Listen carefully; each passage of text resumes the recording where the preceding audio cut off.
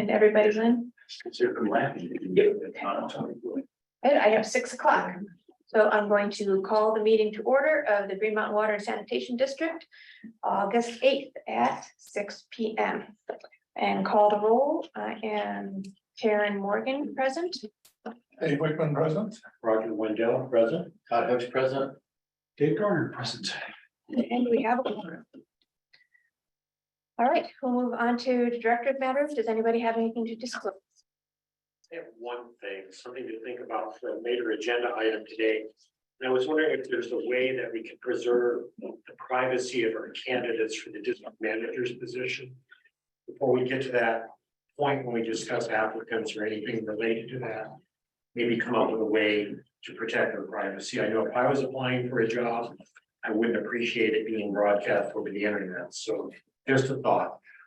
The only requirement is that we announce the finalists. Okay. I mean, during our We discussion. don't have to mention names. Okay. We did it last time. No, but we can't talk about that at that time.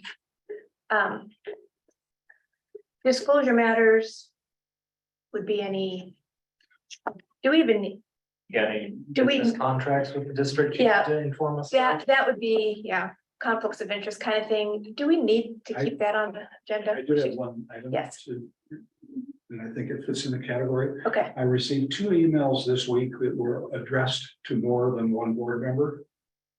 From another board member. Stop it. Please. I didn't answer them because I'm not going to answer those. What, one was mine and I did that in error and I apologize for it. Yeah, it won't happen again. One of the 2 was mine. Advise you to you would advise us to retain those emails. Well, so there are specific carve outs in the electronic mail portion of the open meetings law. Emails for purposes of scheduling don't trigger it, and emails for the purpose simply of forwarding information don't. But any discussion of substantive district business does. So it's kind of best practice is not to reply all. You know, you can circulate information out, but any reply that gets into the discussion. My point is to simply just creates a risk for us. It's unnecessary. We don't need to do it. You can send the same email to 5 people if you want, 4 other people if you want to. Well, I withdraw my comment because I didn't actually send it to the group. I sent it to each member individually and was corrected on that. So is your concern that not all of the directors were on it, or that all of the directors, or that more than 2 were? More than 2 were on the email. I see. I'm hoping it's not me. I remember I sent an email to you with the idea that there was 2 directors. And I'm You're the thinking, 3rd. but it's coming from me. It Yes, creates Count. it creates a quorum. yeah, and it is counterintuitive, but that is 3 directors in that communication. I wasn't mentioning any names. just a friendly reminder. Thank you very much. Excellent. We're all on the same team. We are. Anything else? We'll move on to changes to the agenda. Anybody have anything? I would like, I have one change to remove the Big Sky discussion. Do we have anything to discuss for Council Ridge? No, I can give just a scheduling update on that, but nothing substantive. Okay, then I move to remove item 10, the executive session Hold on, for, what's the one tomorrow? So there's a scheduling conference tomorrow to go over proposed dates. Big Sky, Big Sky. you just said. And so therefore you're saying, since it's a scheduling thing, it's not really anything we need to talk about in the executive session. right? Yeah, there won't be anything privileged in my discussion of that. Okay, Second, All right. Any other discussion? All right, all in favor? Aye, unanimously approved. And thank you, Director Garner, for a second. Need to remember to say that. I completely bypassed. No, that was it. No, you We're at haven't. public comment now. Very good. Time for public comment. There is nobody in the room. We have people online. If you would like to speak, please raise your hand, and per our motion, you will have. I have 5 minutes in my head, 5 minutes to discuss. Is that right? We're still in city council mode. Imara's first. I see Amara, if you'd like to unmute yourself. Hello, everybody. Hi. Good evening. I just wanted to comment. I'm a little concerned about after the last meeting and the quote ravine bridge issue that the directors came out of a closed executive session, and then they immediately made a vote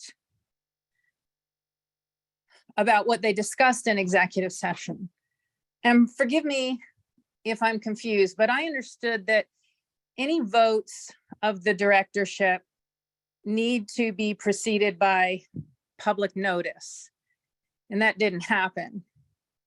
Even if that's allowable, I'm a little concerned about what the vote was about. I'm very concerned about the liabilities that Green Mountain accepted to take on. It felt like after years of going back and forth with Lakewood, Green Mountain just capitulated and rolled over to accept what for years Green Mountain didn't want to accept because it wasn't our purview. We're not a Parks and Recs department. So I would really like to ask, oh, let me add this. This isn't just about the ravine bridge, okay? I live in a neighborhood that has one too. It's even bigger.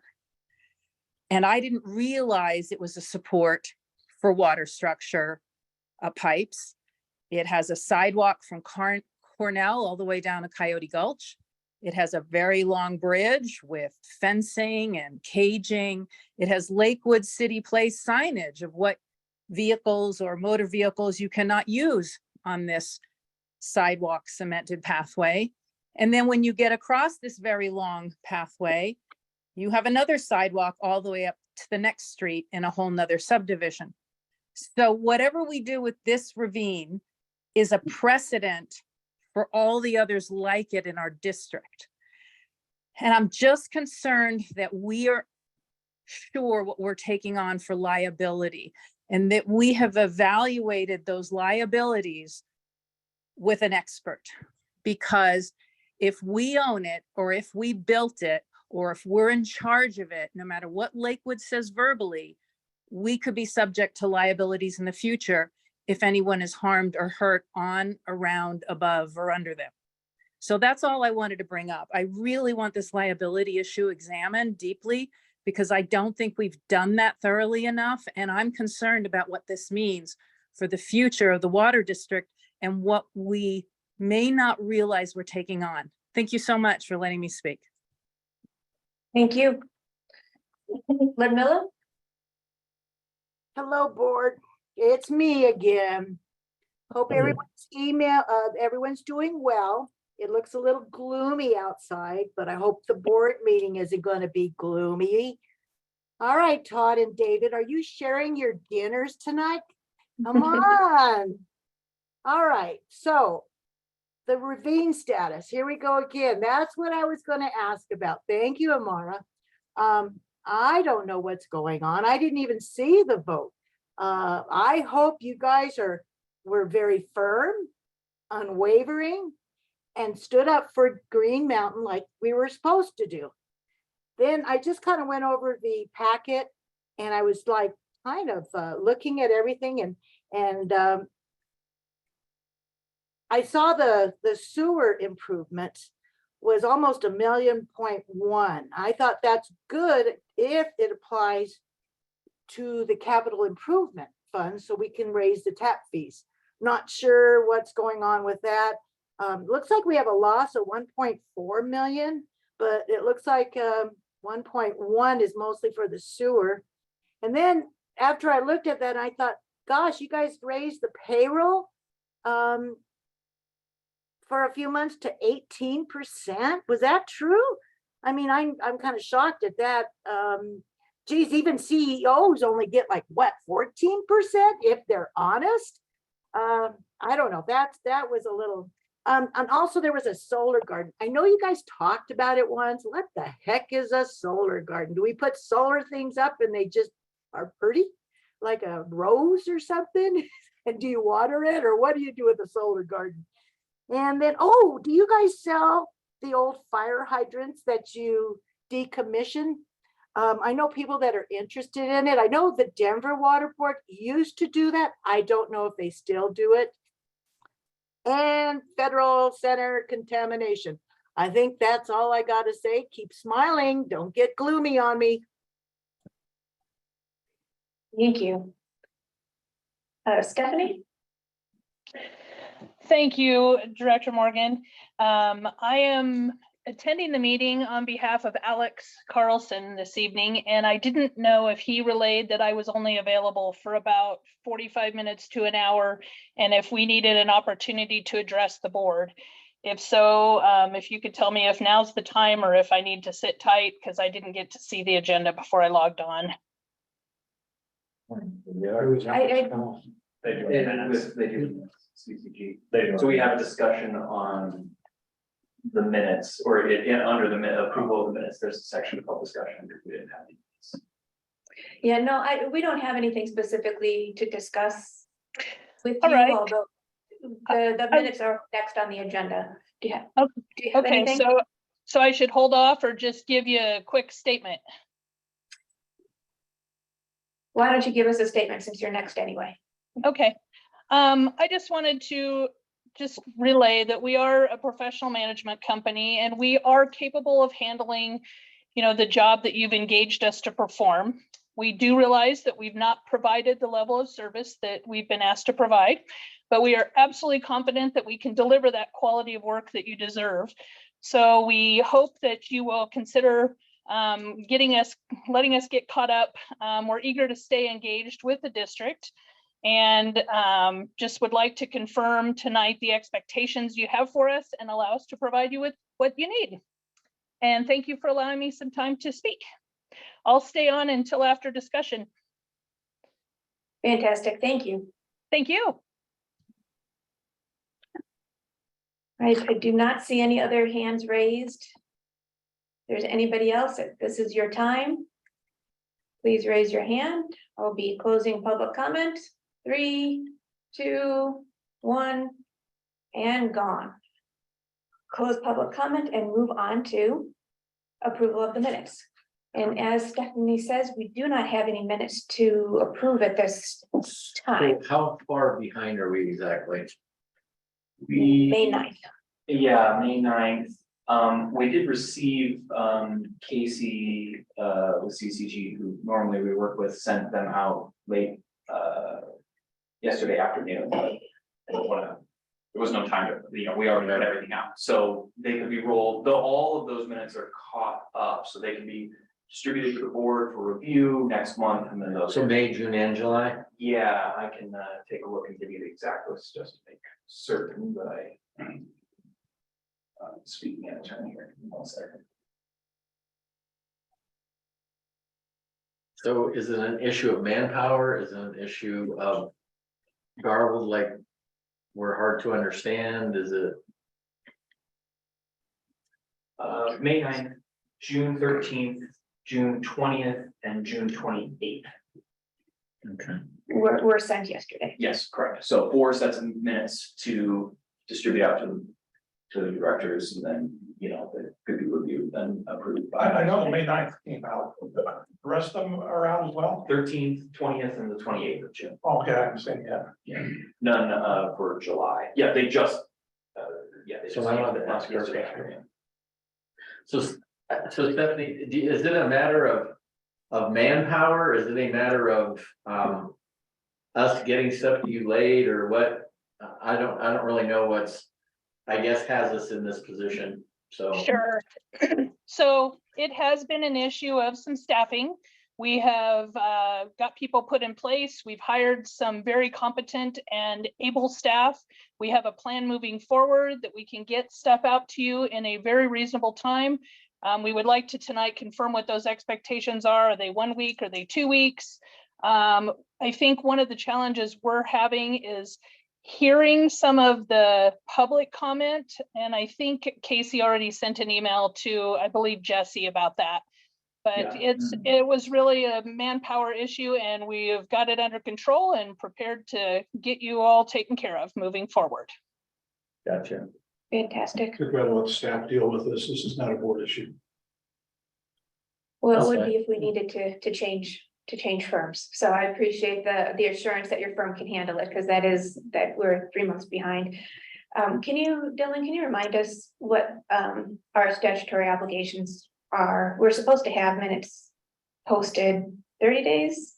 You don't have a statutory time obligation. Your Okay. bylaws say within a reasonable time. Within a reasonable time. Yeah. Okay, So, you're just supposed to reduce the record of your proceedings to visual text format. gotcha. Stephanie, whether it's you or Casey or whoever over at CCG, when they review tonight's meeting, can you have them let me know if the microphone that we've attached helps in the sound issues? Absolutely. Okay, perfect. When I'm listening back, I'm in the meeting, so some of the public comment is hard to hear, but I know what they were saying, so you can get through that, but I can imagine not being in the room with someone that can be. Yeah. It's get pretty hollow and echoey, so hopefully this microphone maybe will solve that. Thank you for Great. taking care of it. And Thank you. when you guys, if the staff would just relay to us, what the expectations are, we can conform to what you need. It's what we do for all our clients. We just fell a bit behind and we're ready to roll now, so. Well, Are we actually in the discussion? yes, Okay, all right, and let me throw in. Part of what's happened recently, remember the May 9th minutes came out at the last meeting, but I said I wasn't comfortable with them. Right. And the reason being was on the matter of the supermajority in the bylaws. The minutes basically said, that Dylan had given us some information on the supermajority 4 votes, and we were gonna just do that. And I just felt that, well, those of us who follow it know what that means. But if somebody was reading the minutes in isolation, it's like, well, what does Dylan have about a 4-person supermajority? And so I felt that since it was going into the bylaws, and it could be a legal issue at some point, that the actual verbiage that's going into the bylaws should be written out into the minutes. And that was, why I was kind of putting hold on that particular issue. And since then, they have come back and said that, explain that further. And so I do have a new copy of the May 9th that I think is fine. Gotcha. And as far as in the future, I'm sensitive to the fact that I, as secretary, have certain obligations. And on the one hand, I don't want to be obsessive, but on the other hand, I can't be totally hands off. So I'm trying to get a proper mix where the vendor is doing the job and they're doing it fine.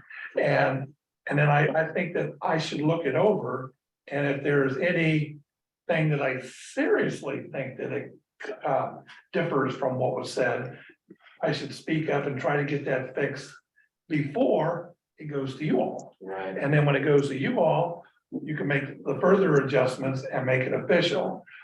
So that's where I was coming from. So if I've been an obstacle in the last month or so, that's what that's all about. well, I don't have any objections to that procedure, and it sounds like, yes, Stephanie had a question again. We had one other request. Is the other thing that we struggle with is the list of attendees, because we are unfamiliar with, like you'll say Ludmilla or whoever, and we don't know who those constituents or people are. So if we could possibly get something from staff that indicated who was in attendance, it would help us with the minutes. Or if we could provide those and then you fill in those blanks, we could highlight those items or whatever. So I'd just like to pass that along as well. We will resolve that issue. Thank Great. you. Do you need anything further from me? I don't think so. No, I hear no pending actions. We'll just get you some more information and we'll go from there. Thank you. Thank you, directors. I appreciate the time. You're welcome. Okay, We're moving on to the financial matters. so I have just a question on minutes. Are we encumbered by not having approved minutes for the May 9th meeting? If there is a motion that was perhaps made that is relevant in the minutes we haven't seen, that Dave has, given his intended motion tonight. On that one in particular, we've already revised the bylaws and those have been posted. So that specific language has been fully adopted and is out there. So Okay, thank you. We have- Just a question. we have a little bit more. Dave and I had a discussion earlier today about that and we can get into that during his portion of the agenda, but short, you know. Cool. Am I right to have been concerned? Not on this one. I think this one's okay. okay, safe to move on to number 6, financial matters. I see So- Doug is online too. Unmute yourself, dude. Oh, he is, I don't know if he has something. Would you like to, yeah, Yeah, well, Todd? I reviewed all the financial statements, the operating expenses, capital, the amount of financial statements, and they all look good to me. I did want to say to kind of address, you know, Ludmilla talking about the, you know, the 1.1 million in the sewer. Overall, I mean, our budget, we're actually, although at this point we had a budgeted loss, we're about $580,000 better than that. So even though we're in a loss position because of what we have actually put in for capital improvements, we really are quite a bit ahead of our budget, and it all still really looks good, even considering the fact that you know, we don't have the water sales, but I guess that also means we don't have the water purchases as well. So those kind of go hand in hand, which it's not like we buy all this stock and then we do it, they charge us as we go. And so it's nice since it matches up. So it's not like we're inventorying water that we're not selling per se. And so that ends up working out pretty well. But anyway, I would like to make a motion that we accept the monthly operating expenses, capital expenditure, and the unaudited financial investment report statements. Second by Director Wickman. Question, does this report reflect the increase we voted on previously for staff? That just goes into actual, that does not go into the budget. Our budget is set. What, like, say, the additional monies that we were giving the key people, et cetera, that would be reflected in actual, and so would I don't even think we adjusted it for the payroll, because that, I believe there was already money in there for the additional, and it wasn't 18%, Lumilla. It was, we'd given them 4% last year, and we gave an additional 4%. So if you combine them both, you're actually at 8%. We did a 15-month temporary, and that was for future plus an additional in arrears that averaged out to be another 3%. So the bonus was 18%. The bonus was 18% Yes, for those few people. yes, Okay, not for, okay, yes. The one, the most recent vote. Yeah. okay. Because they're doing the work that. Well, I was taking that she was saying we gave everybody an 18% raise. Well, we gave the directors an 8% raise, but no, not the other people. But then part of that will be taken, oh, you're funny, Dave. Let's see, 18% is zero. All right, so can we vote on the Yes, we're ready to motion? vote, yes. All in favor of the expenditures, unanimous approval? Thank you very much. Thanks. And we are on to engineering report. Yay. PowerPoint here that seemed to work pretty well last time and helped keep the pace of the meeting up. And what we didn't do last time, we're going to do this time is a share screen so that. Are you on the bank account? Those folks, yeah. You certainly can. That's very helpful. Thank you. Do you want to pull it up? No, actually, this is Good. a better angle, quite frankly, go through this. So First slide, yeah, so this is on the agenda.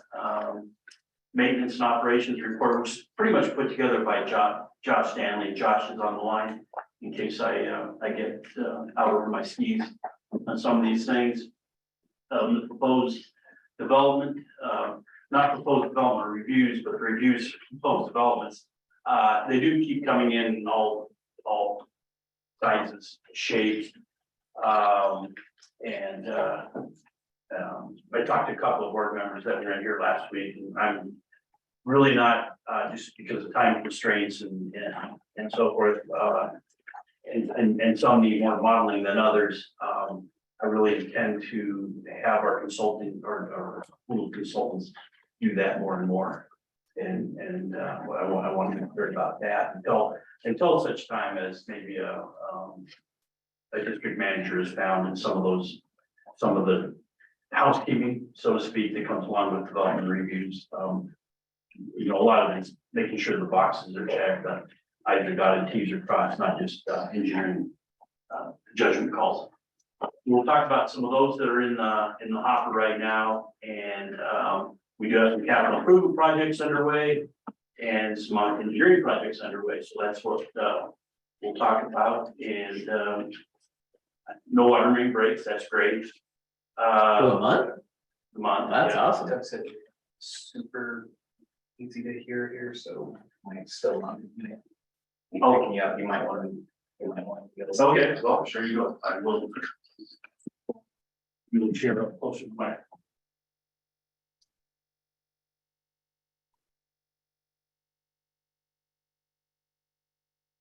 Okay. Sounds hard to figure out. Yes. So we, doing routine maintenance, it was discovered that there was a break in the 21-inch PVC line in Yale, right at Gladiola Way. This is a couple of blocks from my house.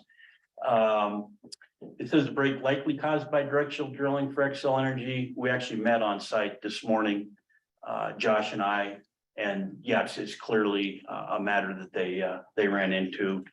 Our line encroached, and they're going to fix it right away. They're like, yeah, that's on us. So really, as of now, there's nothing to report. There was no permanent damage, just localized damage. They're going to excavate the pipe, move their pipe, repair our pipe, and so that incident kind of came and went in a matter of days.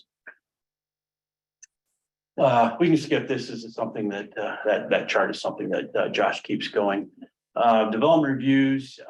Again, there's the Fed Center. I'll chat about that a bit. 1031 South Union. That's the property just south of the swim club. Well, actually, I think just north of it and south of the school.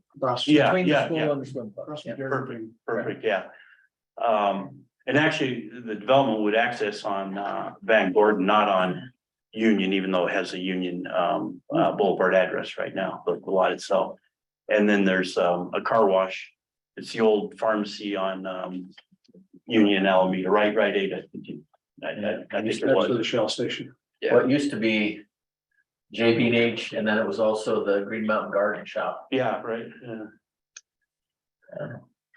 So anyway, I'll chat about those. Those are the only ones that seem to be have some momentum. The Fed Center, we've exchanged flow information. As we talked about last meeting, JVA is going to do the capacity modeling.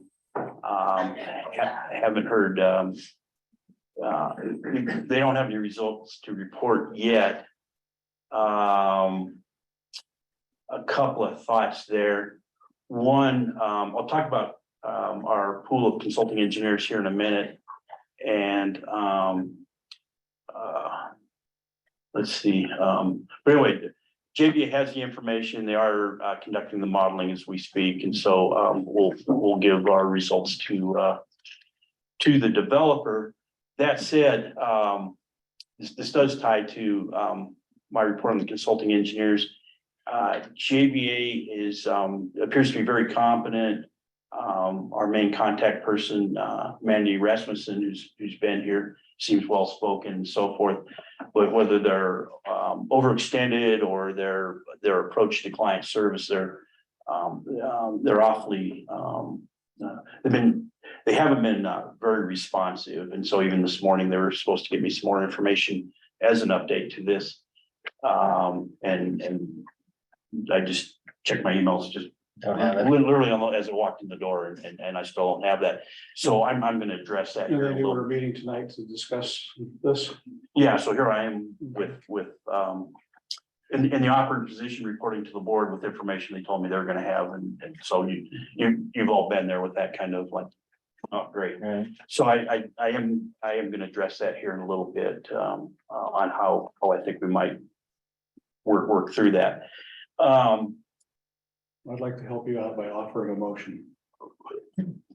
Let me get to that subject matter, and then there'll be that opportunity. I appreciate the support.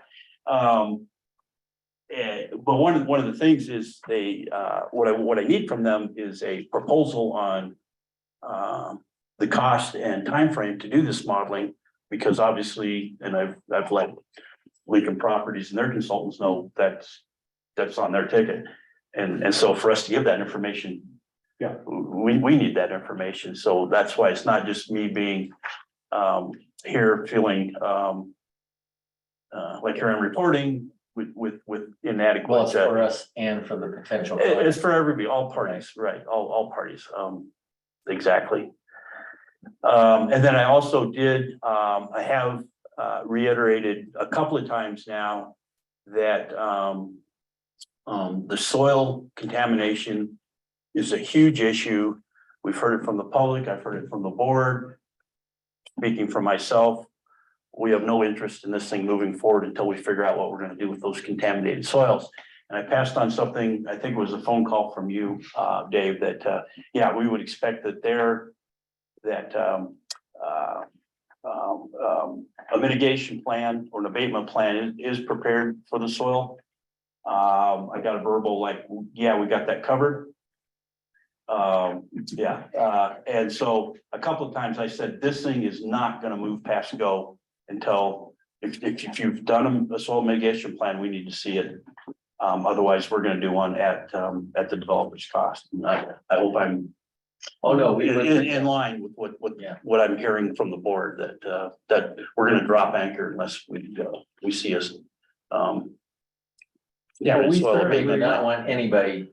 Oh, we don't want to put our pipes in the ground. We don't want to put our Every people I on the ground. dotted, and every T will be crossed Right. in Yeah. this project, no question. Yeah, so, And the developer should be aware of that, and so should JBA. yeah, so I've only communicated that in a couple of emails at this point, but I made it quite clear that, like I said, we're gonna drop anchor until that issue is figured out one way or another, let alone, and there probably are some capacity issues, quite frankly. Those are probably things that can be overcome with time, but that's where we're at. I think in my original version of this that went into the packet of this PowerPoint, they were talking about actually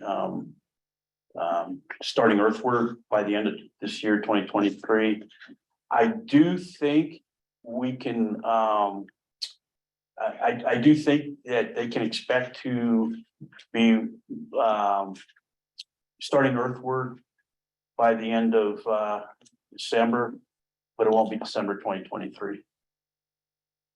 I mean, and I'm not just talking about the issues. Right. I just know where they're at with the engineering, how not far they are, and think they're actually gonna have plans complete, approved, not just by Green Mountain, but Lakewood, Denver Water and so forth. That's,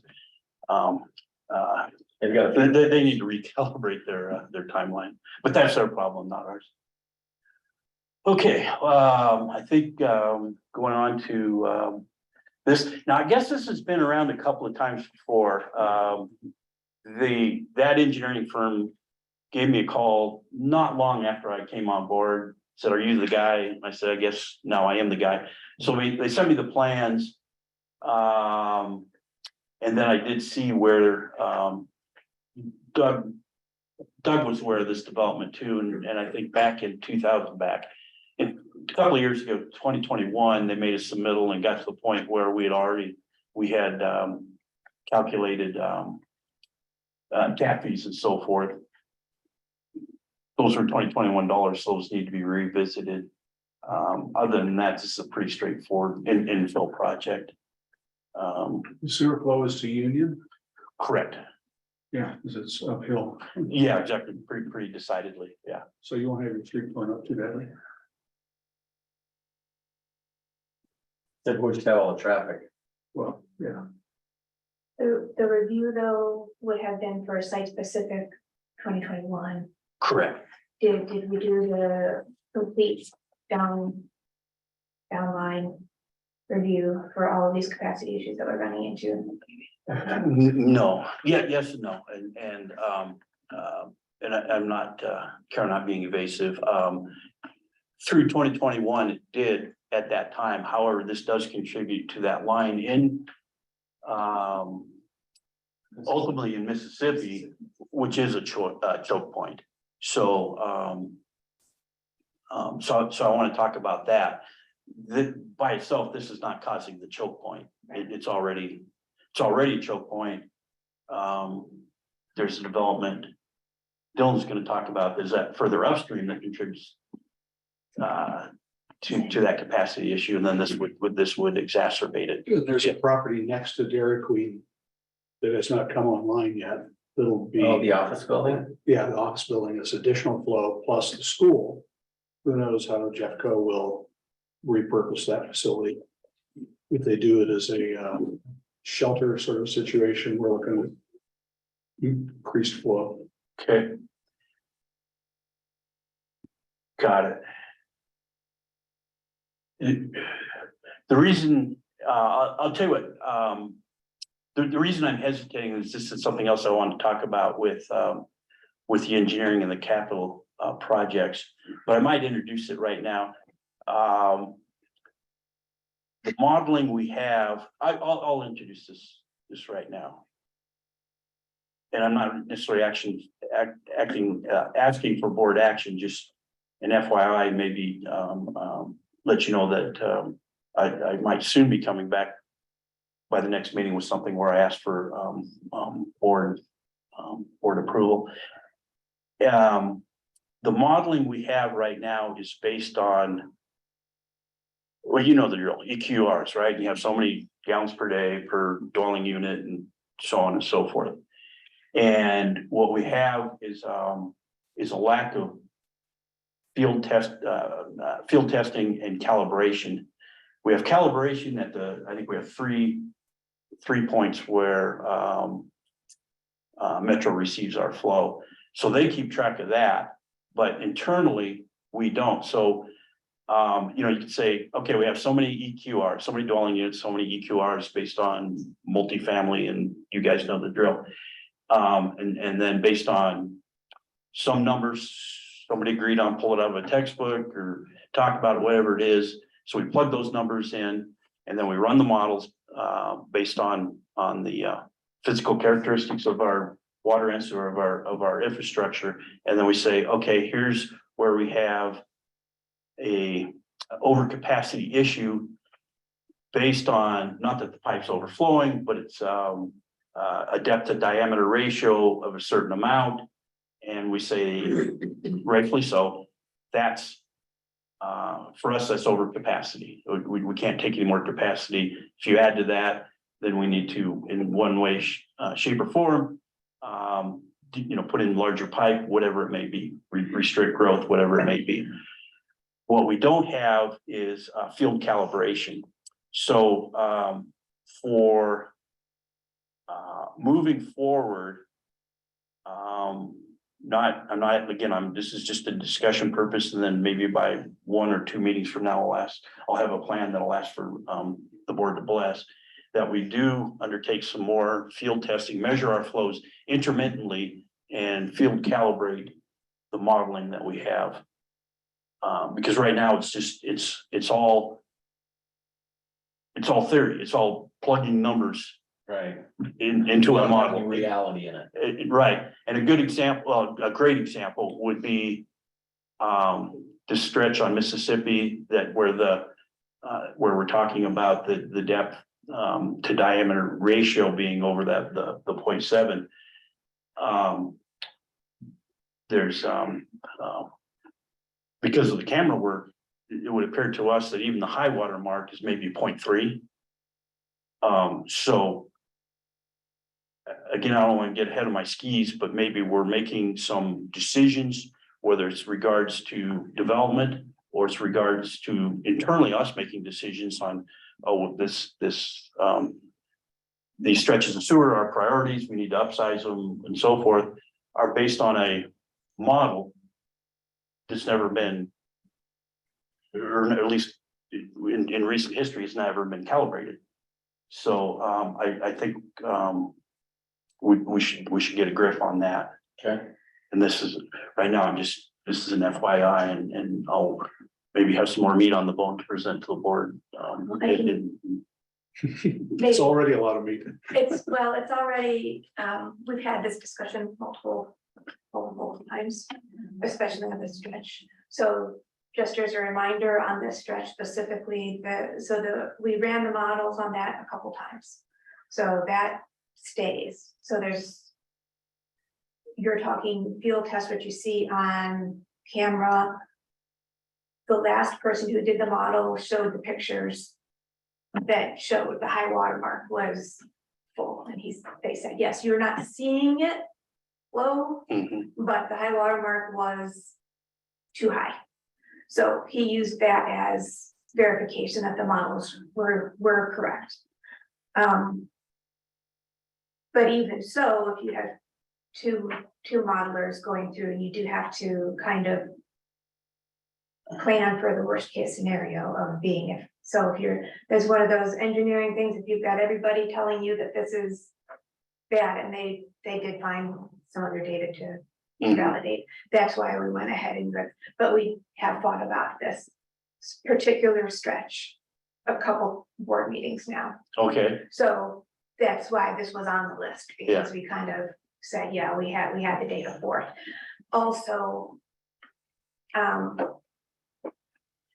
we had talked, and it may bear repeating, but part of that field testing, I don't remember who or what was on the board, but we did talk about, Tyus brought up the discussion about bringing in monitors and going that route. And we ended up thinking that was not a productive use. So if there's something else that we can do, that's where we have done so far. Yeah. So when you a couple of thoughts there, but when you say monitor, you mean meters. We would actually measure the flow. Yes. So instead of saying there's so many EQRs and theoretically that generates so much flow, and then we have some folks look at the film and say, oh, it looks like the high water mark's here, and somebody else looks at it and says, well, maybe at one point it was actually this high, Right. but at what frequency? Right. So I guess I would still encourage us to measure the flow with meters at strategic locations throughout and calibrate our model. And doesn't have to be done right away. That could be a 2024 project. And if there was a need to follow up on that, if there was decided to have, there was a need to do the meters, we had decided to rent one, that it wasn't cost efficient to, or hire somebody out to do that, to not buy them. That could be done in-house, yeah. The flow measurement could be done in-house. Well, As long as, as long as the results are interpreted. I'm sorry, we could hire somebody to do it, hire a company to do it that has the monitor. I'm not saying that we have to. Well, either way, actually, I was open either way. Either way would Yeah. work. We'll wait and see what you put together, but that's the background of what we have done before. Got it. So- Perfect. Okay, great. So, I guess, go ahead, Jesse. I'm sorry, before we move on. Oh. What would be the status then of this project while we're waiting for? Can we assume that the decisions that we made on that choke point and all of the field testing and the double engineering on it? Okay, and go ahead and figure out how to do the cost that we need to have that upsized? you are saying wait until how? What's our time frame for each scenario? Okay, great. So, assuming these guys are, like I said, this has been off and on the table, this particular development, but assuming, it's on again.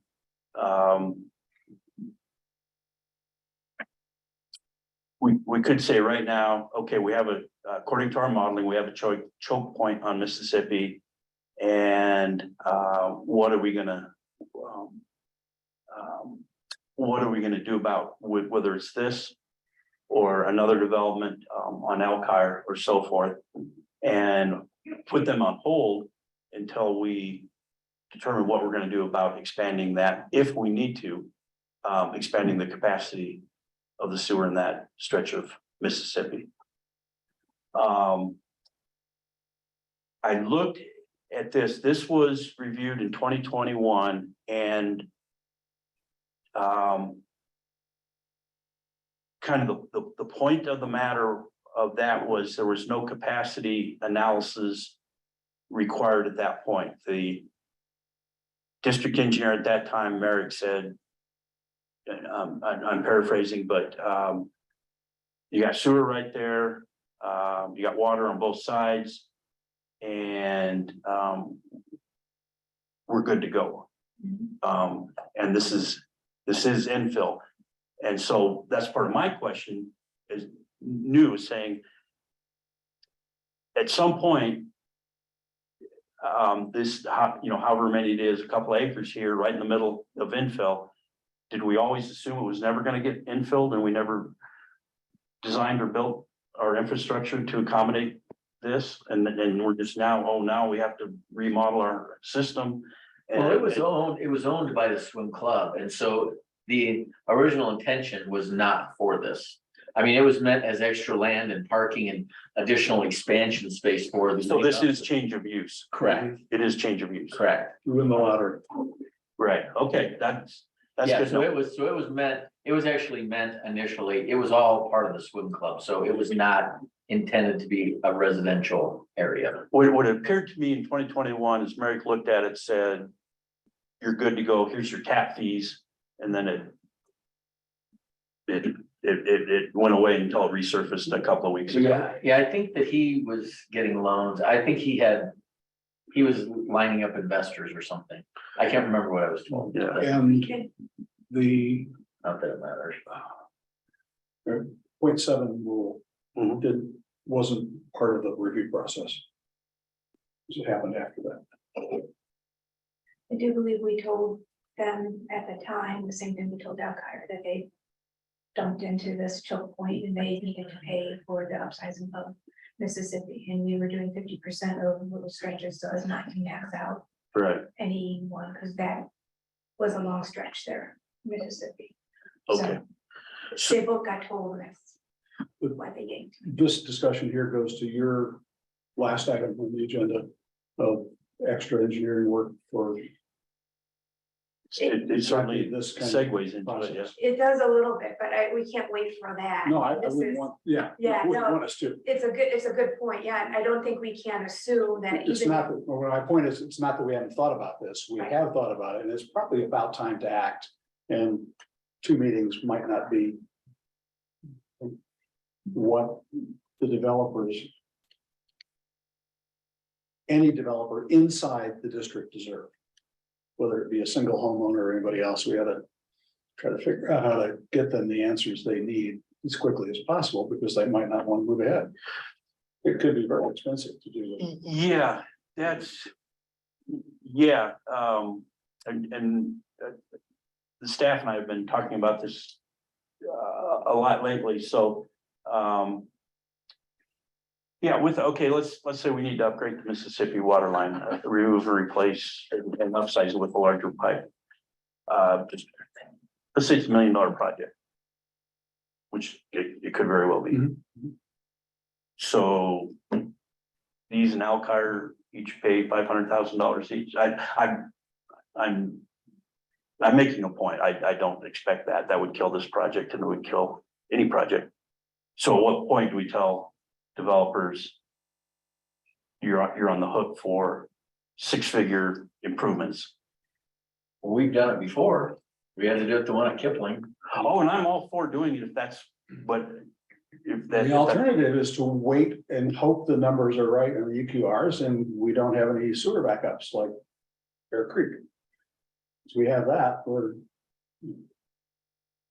Yeah, so recall will be the least of our worries. Yeah, I'm We'll not- have stuff in people's first, in the ground floor. Well, and that's why I like to rely on the worst case, and we've had two engineers model at this Yeah. point. Yeah. Pretty firmly, actually, in the last case. Yeah, I remember that discussion of the, well, where was the line? Well, it's all the way at the top. And that's, substantially over 0.7. So it should already be on our list. But that So, whole part of Dave's concern about tap fees and everything else, these all sort of start coming together at some point where we have to say, we can't put this off anymore. We gotta start making some decisions. okay, so they submitted this to me a couple of weeks ago. I haven't responded back yet, other than say, yeah, I got it. Taking a look at pretty straightforward. Is an adequate response or is a good response saying, hang tight, we're gonna have to get back to you while we further decide what we're gonna do on the Mississippi outfall line. In other So words, is the upper right corner, is that a drainage area or what? yes, yeah, Okay. yeah, the local storm drain moves and That's what I was and it's curious. retainage and Okay, thank and you. quality. And then that also discharges the storm drain in Union. Gotcha. Okay. now the Mississippi plans were set in the beginning of the year. We were going to be doing this because we knew this development was coming, and we had the plan set. We identified what it was going to be in the cost, and then we let the developers know what they would have to pay 50%, and they yanked the project. So there should be a stretch identified. Okay, And something, and I would have to look back at the details too, but there should be plans and some kind of procedure that we had already worked out. And then since nobody wanted to proceed, we swapped it out with the next priority project. got So it. there should be something that we can follow up on that's existing. We just Okay, need to identify, make sure that those are okay, and do the costs again. Do we know any more about Alkire? A little bit, they're back with a proposed all-in dollar amount that's reflective of the original, I think, 2017 tap fees that they were quoted. So they're still not, they're not offering to contribute to the upsizing So you expense. found a lawyer willing to take that on? Same guy as last time. No. So I've had two conversations with him now. Does he understand our position? Yeah. He's doing his job. Well, I understand, but I mean, That was my question. so is he just trying to negotiate, even knowing that we intend to hold fast? Yes. Okay. Okay. Just and that, you're speaking to the Alkire. correct, yeah, that Property little- now, Since that impacts on the Up there by Exactly, yeah. by the Mexican restaurant. just upstream of. I want to make sure that no resident living anywhere near there can look at their bill and say, well, I'm paying more because these guys came in and got a sweetheart deal. Yeah, So there might be, there might be something to do for them. They could do something if this proceeds and the 1078 Alkire proceeds, the cost of upsizing the Mississippi stretch is what it is. And if there's two contributing, Mhm. then they have to contribute half, so I'm sure that there is some. Kind of quantity discount? Right. yeah. If you're It each just reduces the contributing- cost of each. Correct, individual. right, yeah, So- we're just dividing the cost up. Mhm. Yeah, Right, if you're asking one to contribute the entire cost. That's worse than asking two to contribute half of the entire. Correct, Mhm. I understand. Well, That's where I was going is can we figure out how to make this all work together? Can we for today think about how it's gonna work together, find the old project schematics that we were going to do, and think about how a three-way contract would work, because both of them would have to commit to doing that for it to cost share. Well, everybody. Yeah, Right, And anybody else that's coming. And I think in this instance, we'd If want we to know that it require is. escrow. that would well, be- could it be written in such a way that should additional parties join? That we would then, I mean, if someone had paid within a certain time period, that we would ask money from a new developer and refund money back to others if they had put up more money? Yeah, Like say, like say if we Sure. split it between two, I'm just making them, and we'll just make the math easy, like it was 100,000 each. Yeah. And then along comes a third one and we say, hey, so now your thing is $67,000 each or whatever it ends up being. Mhm. You know, so we're gonna give you back each 33,000 and we're gonna charge Dave his 67. Right, yeah, you could do that. Typically, the way that's done is by refunding, tap fees. Okay, That may not be feasible here, given the number of EQRs that you're looking at. okay. But you could do some sort of rebate of contribution from future development over. the course of time. And see, and I think you wanna put a time limit on it, right? Obviously, Yeah. not like 20 years down the road, but like 4 or 5 or It's something. typically 10, 10, okay, that's what I've seen. okay, I didn't know what it was, but so if that's a reasonable amount of time, Developer rebates are kind of a headache. okay, well then. I'm just So saying, there's if people, 10 you if can 10 do them. If 10 is that, are we allowed to make up our own rules and make them 5? But that would be a whole other discussion, but Yeah. could be a It's something short different, time yeah. period. Yeah, you could do 2 years. We need to recognize the surety that the ranch property on the south side of Mississippi will eventually be developed Down at the lower part, toward Kipling. yeah, Yeah, because all that yeah, I know what you're talking about next to the there, reservoir. yeah, like up from the park and, Yeah, I mean, I can't see people paying the taxes on that with the increased taxes we're all gonna see next year.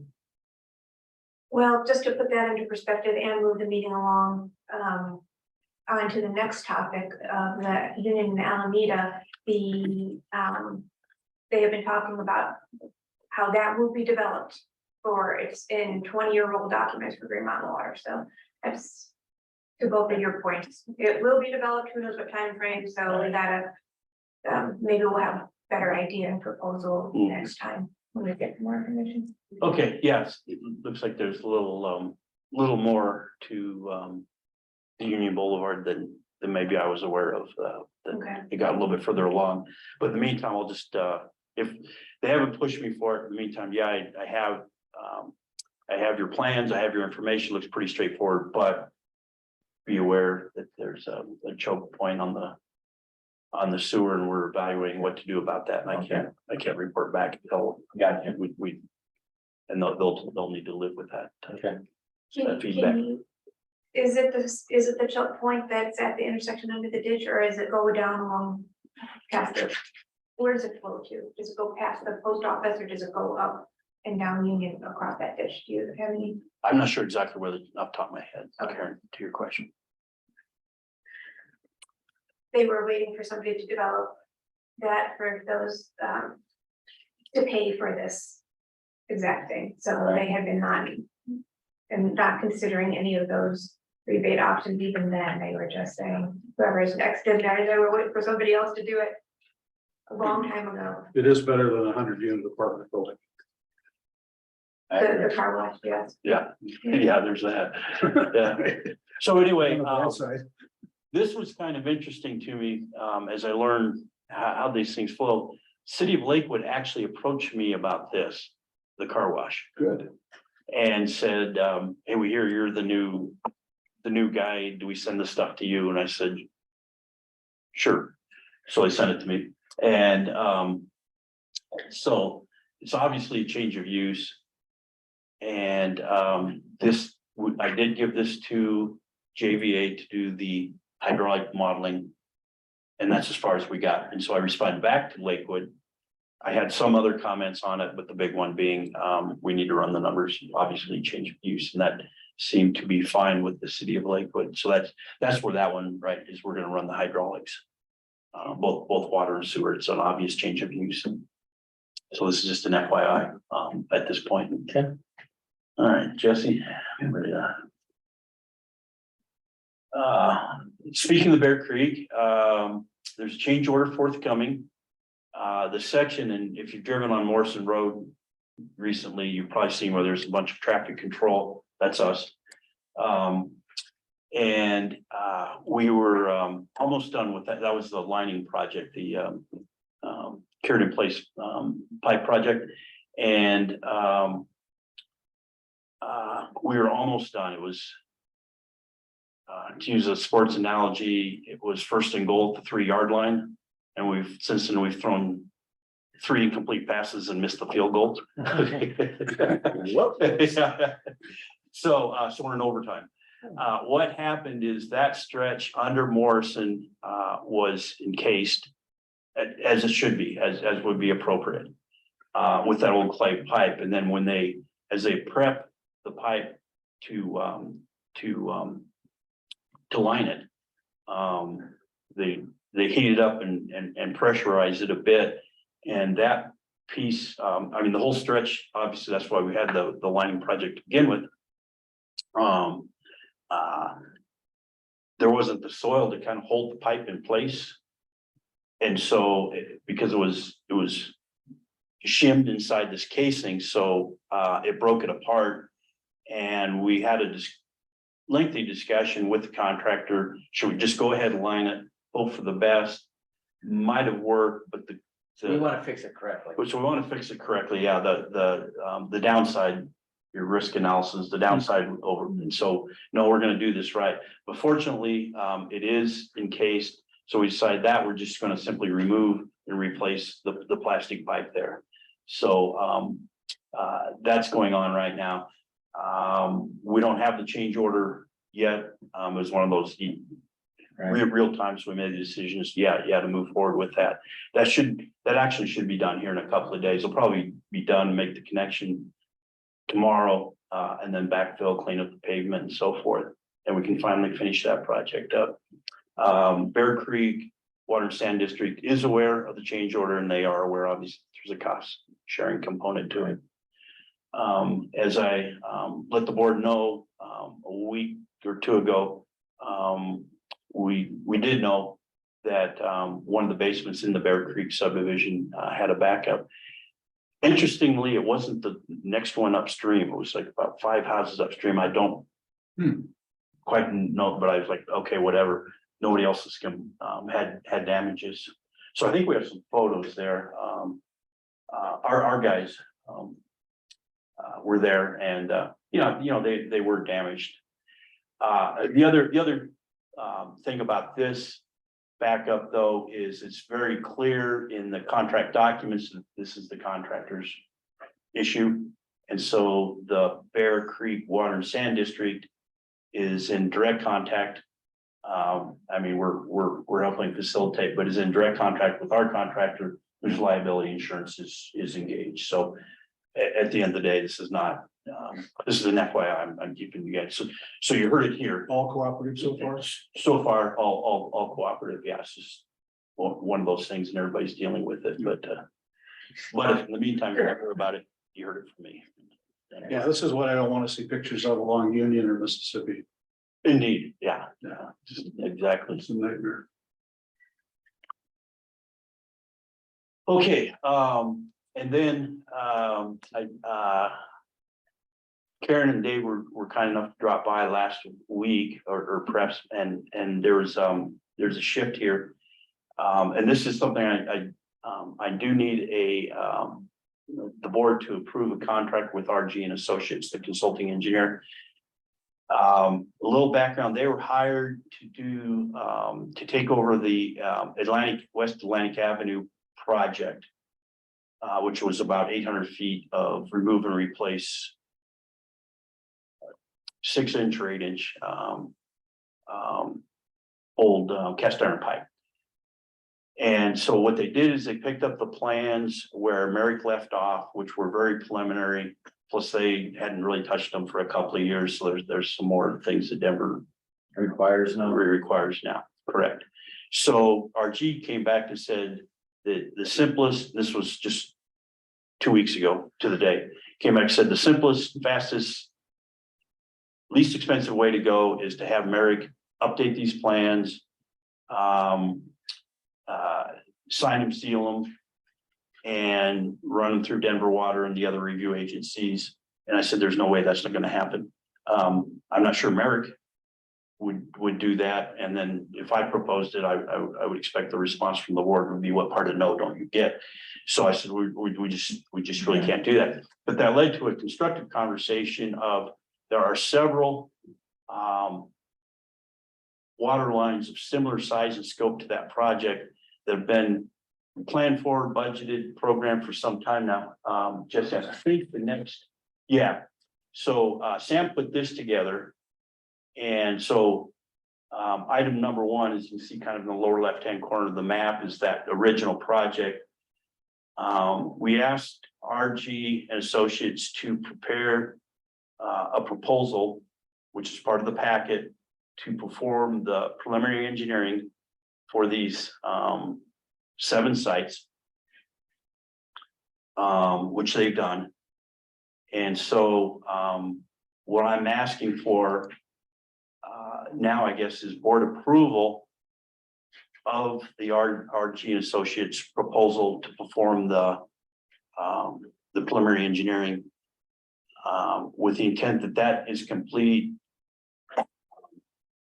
on or about the first of the year. By the time we get the review done by Denver Water and so forth, we'll be ready to bid in February 2024 with the construction completion probably at the end of the construction season 2024.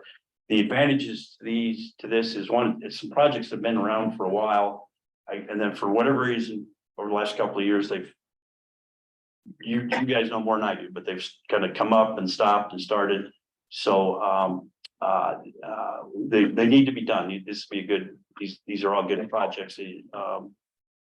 Also, how we got to the point where it's just the Atlantic, I don't know, and to be blunt, I don't care. However we got here, we're here, and we really should have a larger project, both for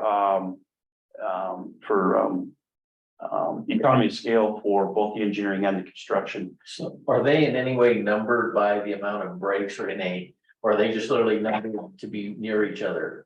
You know what I'm saying? Oh, in terms of the sequence, Correct. that's a great question, Todd. I actually don't know the answer to that. I just tasked. Well, I didn't know, like, if one had, had 8 breaks, 2 had 7, 3, you know what I'm saying? So Yeah. like, we were doing it based on the number of breaks, meaning it was probably the weaker links, for lack of a better term. I don't believe there's a prioritization Okay. component. I think it might have been 1, 2, 3, 4, 5, 6. So Well, I was just, it just seemed to flow together. That's why I was thinking it wasn't, but. Yeah. So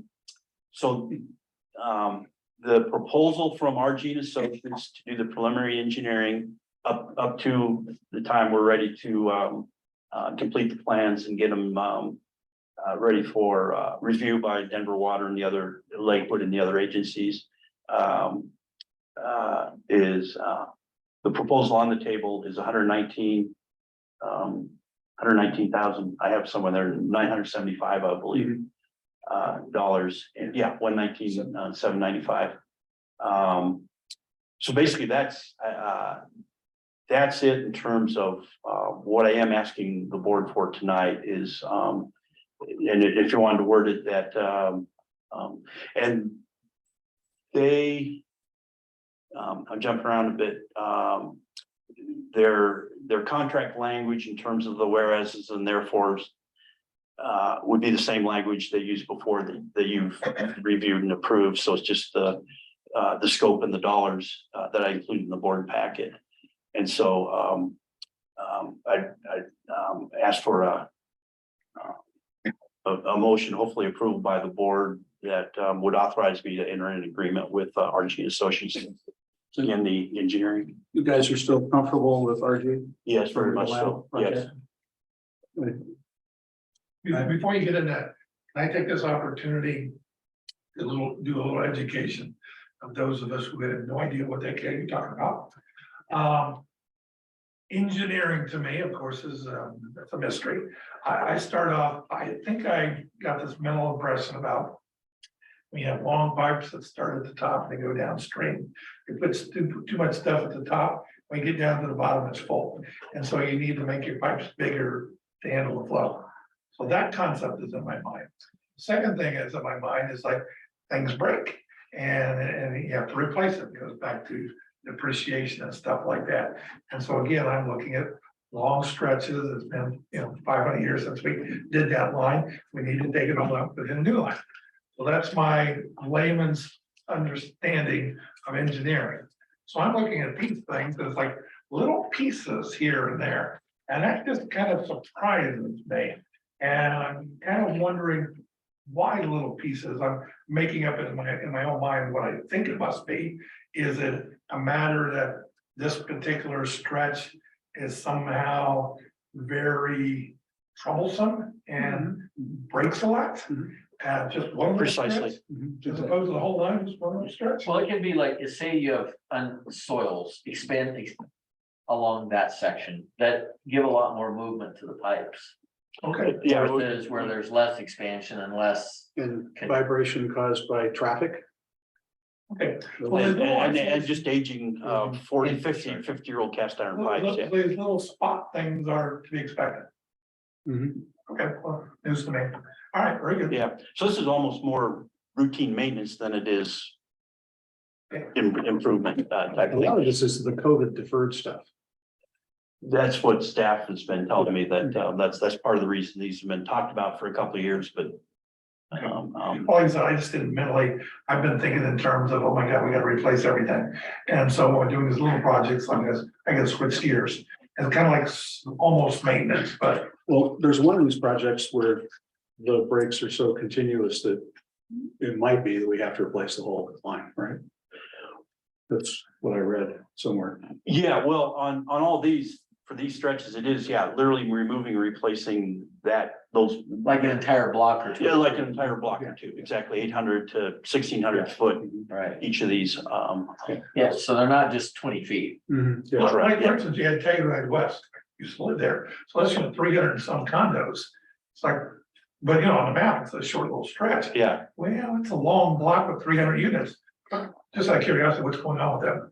I don't know off the top of my head, that list was prepared, before my time, so it was kind of this discussion where, okay, to move forward with the Atlantic Avenue project, which was started when I came on board, and then it's like, well, that was probably misguided, there's a lot more to do to finish that one, and it would be much more efficient if we made it a bigger project. We get better prices for engineering and construction both.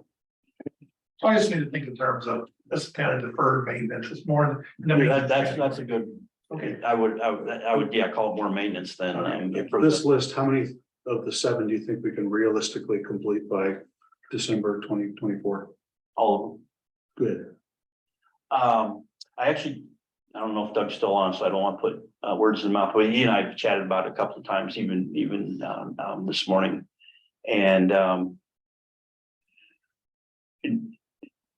Doug's, we could do this, but we probably don't want to take on any more projects because there've been so many carryover projects. We're still trying to finish even, the Bear Creek line and so forth. But we can budget for these 7 for 2024. I'm guessing that when we started with the Atlantic project, we didn't do risk analysis to determine how likely it was we'd be where we are. I would guess that we did not, David, I would, Why were these kinds of projects delayed during COVID? I don't know. I'm not entirely sure. I've heard that, and of course, things slowed down. Did we have like worker restrictions, proximity, or? I honestly don't know. Anything per se, we always had a list of projects to do. I was just saying it was a function of money and doing them. It could have also been turnover in. I can speak to some of these questions here if you would like me to. This is Oh, Josh. Josh, please do. Great, thank you. Just real quick, yeah, COVID, there was a huge supply and demand issue. Pipe was impossible to get hands on. Contractors were pulling back projects because of that.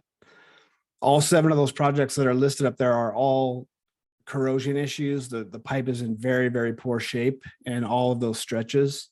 So prioritizing 1 through 7, it doesn't really matter. They all need the same attention. So. Right. So they're all number 1. Prioritize. Josh, since you're there, can I ask, I did not find any of these projects on the existing list of projects to do. Um, well, things have changed a little bit as far as time has gone on. We dig up a street, fix a leak and see what condition the pipe is in, those get Yeah. kicked up to the top of the list. Well, my concern with this list is that, and I would have no problem budgeting with the list, but what you're talking about, this reactive model is something we've been trying to move away from. And if you find another project, get it on the list and let's prioritize it, rather than whatever we've seen last is the new emergency. And that's how some of these projects kind of stay on the list and they get kicked off. Atlantic, for example, was on the list. Then we had something new come up, so then we did that, Yeah. and then 3 years later, Atlantic never got done, and now it's back. Right. So it's not the fact that, I mean, we always used the budgeted amount for projects. We always had projects to do, but we're not doing a very good job of prioritizing. So if these are all just new projects. None of They're them- not new.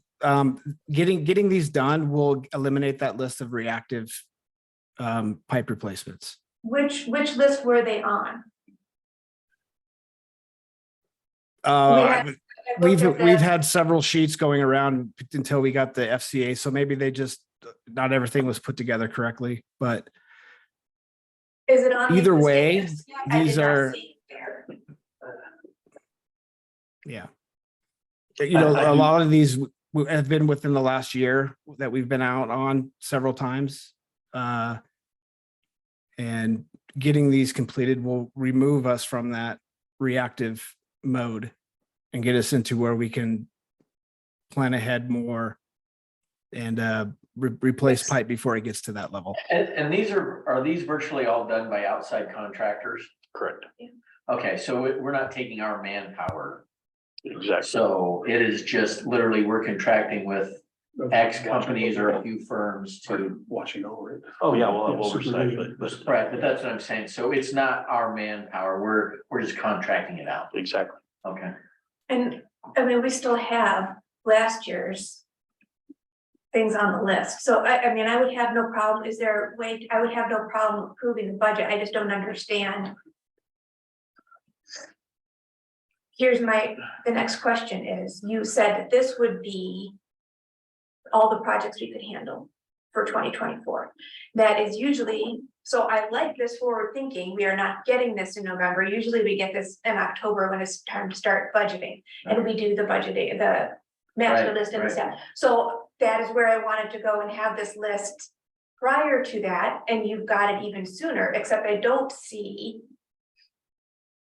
I couldn't find these projects. I don't see any capacity projects. I don't see these are repaired projects, so there's no projects that are just on the old list of identified. So that whole concept of pull something from every list and prioritize all of those things and make sure we get some from every kind of project didn't happen. Absolutely, yeah. As far as I can tell. And that is being worked on. These just have been pushed to the top because of the risk. Karen, are you asking what happened to what you thought was the #1 project for 2024? No, I don't, we'd never identified what the top project What was. you might have identified. No, I never identified anything. I'm asking for what happened to the process. It sounds like we abandoned the process, and that's what I wanted to get through. So I would approve anything that you came through that looked like it went through a process and was not exactly what this is just the last emergency projects, because we had last year's emergency projects still on that list and they weren't these. So every year we get a new, these are the emergencies, we have to do these this year. And then if I ask in June, there's another emergency list that is completely different. It's just whatever's top of our mind. So that. Not with these here. These, I've been on several of these breaks myself. I've seen the pipe, I've touched it. It is in poor shape, and we've had several stretches where we've had 6 main breaks within 400 feet. I mean, it's these lines that are identified right now are the worst in that I've seen in the district. Can you get that into the project ranking so that I can see it work through the process, and that we have no other need of any capacity project that needs done, and that we have no other need of anything to be doing. So are we saying that, so let me, if I'm hearing you right. And because I guess I wasn't huge into that part of it. I tend to more stick in finances, but so you're saying that capacity is a far greater need than actual repair of infrastructure? No, I'm just saying that it goes at the same time, and we keep doing these reactive projects, and then the capacity ones fall off the list, and now we're on a. So, Well, capacity ones also get influenced by how developers go up and down. To me, I guess what I'm hearing here from Josh is that these are known weaknesses that we have. These are not, it's not, there's no developer involved. We just like, say, for example, the stretch he said that where he had 4 breaks and or 6 breaks in 400 feet, whatever. And I don't know which street that is, but that sounds like a great candidate to be number 1 on just the regular maintenance. So to me, and I guess, so I'm trying to get in my mind and get my little head wrapped around it is when I think of capacity, I think of developers bringing in stuff and it ebbing and flowing based on their development. Where maintenance, I look at that as it's a known issue. yes, but I'd like to interject and make sure it's understood that if we need to keep the capacity things going. Correct. And we need to have that plan, we need to always be doing our capacity projects and increasing our capacity projects. Right. That's our capacity plan, that's where your tap fees are influenced. This stuff does not influence your tap. Right, fees. but at the same time, I mean, it still needs done. I mean, understand. so now what I'm hearing from you is the projects that if we prioritize them are the ones that will help us justify an increase in the tap fee cost for the future, as opposed to just taking care of regular maintenance. I'm saying you need both done. I think what you mean is to appropriately set the tap fees, not increase the tap fees. Right, to set them right, but what I'm just saying is. I just don't want anybody out. Well, I understand. Okay, I hear what exactly you're saying. So because of how they model or what we have to present in order to better match our actual costs with the tap fees. I mean, that makes sense for developers. At the same time, to me, this maintenance, where there's no tap fees or other things involved, it's just pure maintenance. So to me, it's almost like a whole separate, it's like there's this maintenance issue over here. Different bucket. It is a different bucket, and there's the capacity bucket over here. And so I don't know why we just can't have multiple buckets going. Let me ask that's the question I was gonna ask is, what is the cost? If the assessment today of the staff is you can do 7 projects, what's the cost to do 8? What's the cost to do 9? What's the cost to do 10 next year? To make sure we get the infrastructure buildup that Aaron's talking about. What's that cost? Because that's what we really want to know, isn't it? How much can we do, not how much, the staff Right, says. they and can the do other thing, I 7, mean, but I don't can they want the do whole 20? district, I I don't don't know. want the whole district tore apart either all at the same time. I mean, but then again, like if, I mean, just on that, we'll just use those 7 projects. I mean, their streets just kind of, a few of them are together, but they're just kind of all over the area. And if contractor Dave has this and Mike has this and Dylan's has, I mean, if we have, I mean, I don't know, like if we tend to go with a contractor and let them move from project to project for consistency, or we choose 2 or 3, I don't know our protocol as far as how we pick and choose contractors. And if like they do them in the successive kind of a way, like we do project 1, then project 2, and I mean, because that's something where if it's ongoing, I mean, then to me, like the capacity, if you've got a whole, I'm assuming capacity, again, to me, that ebbs and flows with the developers. But not for planning. So what I would like, I am not prepared to. I'm not prepared to agree to next year's total capital improvement, and I agree with you that this would be better as an infrastructure replacement title, but I'm not prepared to agree to all of that without seeing the process that we've been trying to put in place, and that is again, I agree with Director Baker started, and there is a reason for that, and we've been looking at it for a couple of years, and I think we're close. So I'd like to see if we can get that, maybe we can get that by next month. If we can approve, and that I didn't see costs for projects, and we'd have to have something identified for this contract to go through. So I I'd think, like to see that process before I approve any projects. so what, okay, so to back up even a step from that, so to me, what Mike is actually asking for tonight is the engineering approval, not the projects being completed, No, but the engineering to be put into place to get those quotes. for those projects. Correct. So, That's my To understanding. be budgeted for Correct. construction in 2024. Correct. but That's they, my understanding. but it is project specific, Yes, yes. So And that's there's an fine. economy of scale of doing all 7. as opposed to doing One. what was just one, that's how the conversation started. And I guess, you know, to build upon what Josh contributed and what I've seen in a short amount of time, this is a nice sized project. These are 7 locations that have just needed a lot of attention.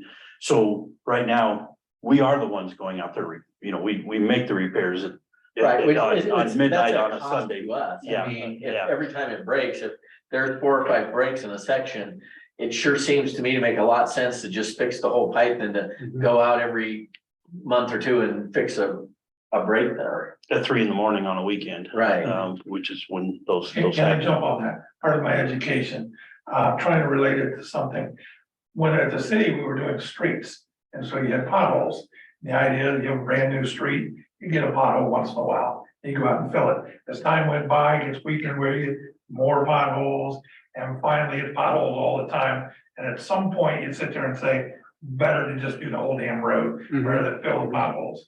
So that's why my mind's thinking, is this kind of what we're doing here? Is- Yeah, That's a great comparison, Dave. That's exactly what this is. And, we're just tired of the potholes and all these 7. Yeah. and all of that makes sense. And I'm not arguing these may be the top 7 priorities, except for that we need to do those other kinds of projects, but I'd like to see the process. This is the maintenance bucket.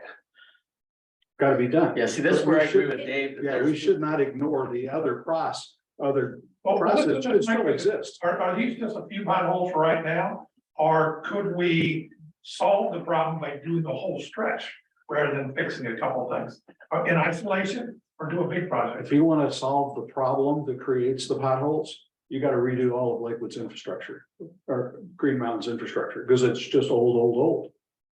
This, I mean, or is there anything for which we're not beyond its expected life? A lot of the infrastructure is beyond its expected life. Yeah, because that's the point. It's. But is there anywhere where it'd be more cost effective to do a larger than necessary stretch? Because while we're out there, we might as well fix a little bit more rather than waiting for it to break and fill each pothole. Is there any logic there? Well, that's what I thought that's what I thought you were suggesting around Atlantic, things around Atlantic, not, the whole 22. So I apologize for my misunderstanding. I thought exactly what you were saying, view economies of scale, fix the stuff around Atlantic, not we're gonna decide the whole 2024. So. What's the limiting factor that results in being able to do 7 projects only? Doug?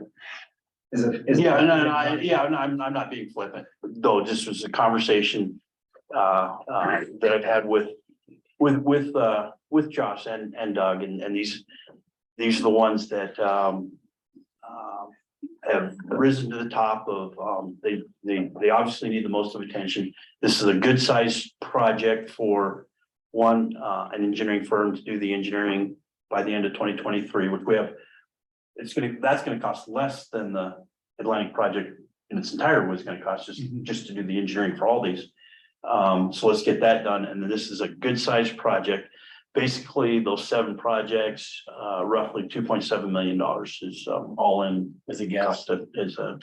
On my thought, I was just saying, is if we're anticipating, remember, I was thinking in terms of, we've got to replace things anyway, and we need to have more capacity. to do things like the federal center, stuff like that. And so if we're sitting there, because I know we've talked about maybe Union has to be all redone, for capacity. Well, if that's the case, I wouldn't want to fix a pothole right there, and then a year later come back, replace the whole line. Is there any way we've thought in terms of maybe some of these repairs could be part of the big project in the near future? The frustration that most people have is like, okay, there's a pothole, you fix it. A year later, you come back and do the whole road. It's like, why didn't you just wait a year, live with the pothole for a year and then do it with the whole road? So, Well, you can't really do that with a pipe break. Well, you can't, and I think, you'd see these are areas that are, developed, the pipe's been in operation for 40, 50 years. That's, and, hence the problem, some more, some less, but, this just seemed to, these are the 7 locations that seem to get the most attention. They're not really subject to development issues now. These are already established neighborhoods. They're just, we need to maintain those pipes, and the staff through the years have observed. There's just a lot of repeat breaks in these areas. This would be a very good project for the district at this time. And given my short time here, I'm like, okay, staff, I listened to you and I understand what you're saying. So that's how we got here. Yeah, some more future planning, I'm sure that can be done. And again, just from my perspective, whichever that is, now being an employee and your district engineer, but also a longtime resident user, this has been a revolving, the board's been a revolving board. I don't think it was so much COVID. This is my personal opinion, but we've had recalls, we've had Turmoil. 6 district managers, the last 4, whatever so I can see why some of these projects are on again, off again. I'm being a bit blunt. I serve at the pleasure of the board. So they told me to- Am I misremembering, or did Merrick not do a quick analysis of the the sewer lines that were at 0.7 already? Isn't that how we got what we thought was a list? We've got that, we have a capacity project list. Well, And that was on the budget last year, as a matter of That's the- fact. so is the process you're talking about is looking at that and deciding what needs to be racked and stacked 1 through X? Yes, that process was supposed to go on for all of the pipes and all of the projects. Okay, so And that was, we've got a list of 7 now for maintenance. Let's ask for a list for. Right, so the 120, is that literally for construction is that to take us through construction documents to give to the city in order to be able to repair? Do we have to, is that what essentially it does? I don't know how that. The 119,975 Right. for RG's contract here would be surveying, utility locates, potholing existing utilities, Okay. getting the plans, basically completing the plans. At that point, and that's what this So is. do we have to get stamp plans in order to proceed with Oh, yeah. replacing them? Okay. Oh, Well, I'm absolutely. just curious. I Yeah. didn't know Yeah. if we had some override or something, but okay. Yeah, no, we would need, so we get that far. At that point, RG and Associates then would have done the engineering, and that's why expanding when I asked them for their contract for review by the review agencies, Denver Water, Lakewood, and then the construction, administrating the bid and going to construction. First, we want to have them finish the design. So, Right. So this would like be everything but not CA. There wouldn't be like construction administration. exactly, there would not be construction administration Okay, or bid phase services. okay. So this would which is just take only it through design. Correct, Okay. correct. Well, I'd be willing to make a motion that we accept the proposal, because if we need to get the maintenance, if it's something that gets us to a place where we can get solid bids and then potentially put it into the budget, I'd like to do that. So I guess I would like to make a motion that we accept RG and Associates proposal to prepare the engineering design on these 7 stretches of piping. I'll second it. Director Hooks makes a motion, Director Wendell seconds. Question. The bit about, when you do it as a part of a big universal project, would this process still allow us to think along those terms? I mean, are they gonna be mind focused on this one pothole without doing Dave's vision of, what about the whole street? Are we gonna be in a bit, will we have enough information to make a decision as to whether it would be more cost effective to do the whole street or just do one pothole at a time? 'Cause right now, I don't know which is which. Yeah, for these projects in these locations, it is the entire street. Each of these 7, or sometimes there's a site. Can you put the map back up, Yeah. Jesse? Here's the list of distances. Oh, yeah, actually, Yeah, it's in the the board packet. distances, so in each of these locations, Dave, it's the whole street where we remove and replace the entire water line in those streets. And that's kind of just, that's the difference between ordinarily you go out and fix a hole. This time you're talking about doing a whole block. Correct. Yeah, the first one's 840 feet for Atlantic. The next one is 1480. 850, 810, 1060, 1925, and 640. So there are significant distances, not just potholes. Could I ask what Josh thinks of this? Is he still on board? I'm still here, yes. Yeah, Josh, what do you think of this pothole versus the whole street, this whole discussion? Do you have any thoughts? Yeah, I get what Director Rickman's saying. And to Mike's point, we are doing the whole street. We're just not going, say, from Valentine to the next block down. We haven't had any issues through there. So once we get these wrapped up, to Karen's point of planning and replacing on age and things like that, that's where we'll be for the water system. You're comfortable with this kind of where the direction you hear us going? Yes, it's very sounds great to me. And Thanks, Josh. and I just wanted to touch on the capacity piece. Karen, are you speaking about capacity with water or the sewer projects that are also Yes. out there? Because what we're proposing here is just for the water. Typically, or sorry, historically, we've done the money for water and for sewer. So this is just addressing some potable water lines that need immediate attention. Well, yeah, that's a good question. When you're digging holes, do you do both lines at once sort of thing, or do you do them in isolation one at a time? But what's the cost effective way of doing these things? Cost by case by case basis, I should be, if it's a brand new sewer pipe. Even though you're opening it up, you wouldn't, or not brand new maybe, but if it's a perfectly good, don't.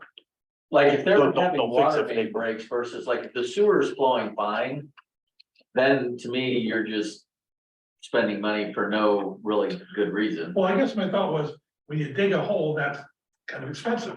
It's like, once the hole's dug, you might as well do everything that you need to do down there, rather than do one thing and then have to come back later, a couple of years later and dig a new hole again. Like, Yeah. while we're here, can we, it's like when I get to my car, it's like, since I've dropped the engine, I might as well do everything that could possibly be done, rather than come back and do everything in Well, isolation. but does it, I mean, from a piping standpoint, and I don't know, does it double the cost? So it goes from 2.7. For the most part, it would. These utilities are 10 feet apart. So you're digging a trench 3 feet wide to replace a water main, and then 10 feet away from that is the sewer. So it's Oh, so they're not side by side. they're not side by side. No, there's a 10-foot Okay. separation of these Yeah, well, that potable and makes non-potable me- systems. That to me makes it a whole other issue Yeah, right it's there. two different projects. Okay, yeah, they are two different. I mean, if they were, I mean, I understand if Dave was saying, I mean, you open it up and they're, a foot apart. That would make a lot of sense to me, but if they're 10 feet apart, that's Two different holes. two different holes. Okay, never mind that. Thank you.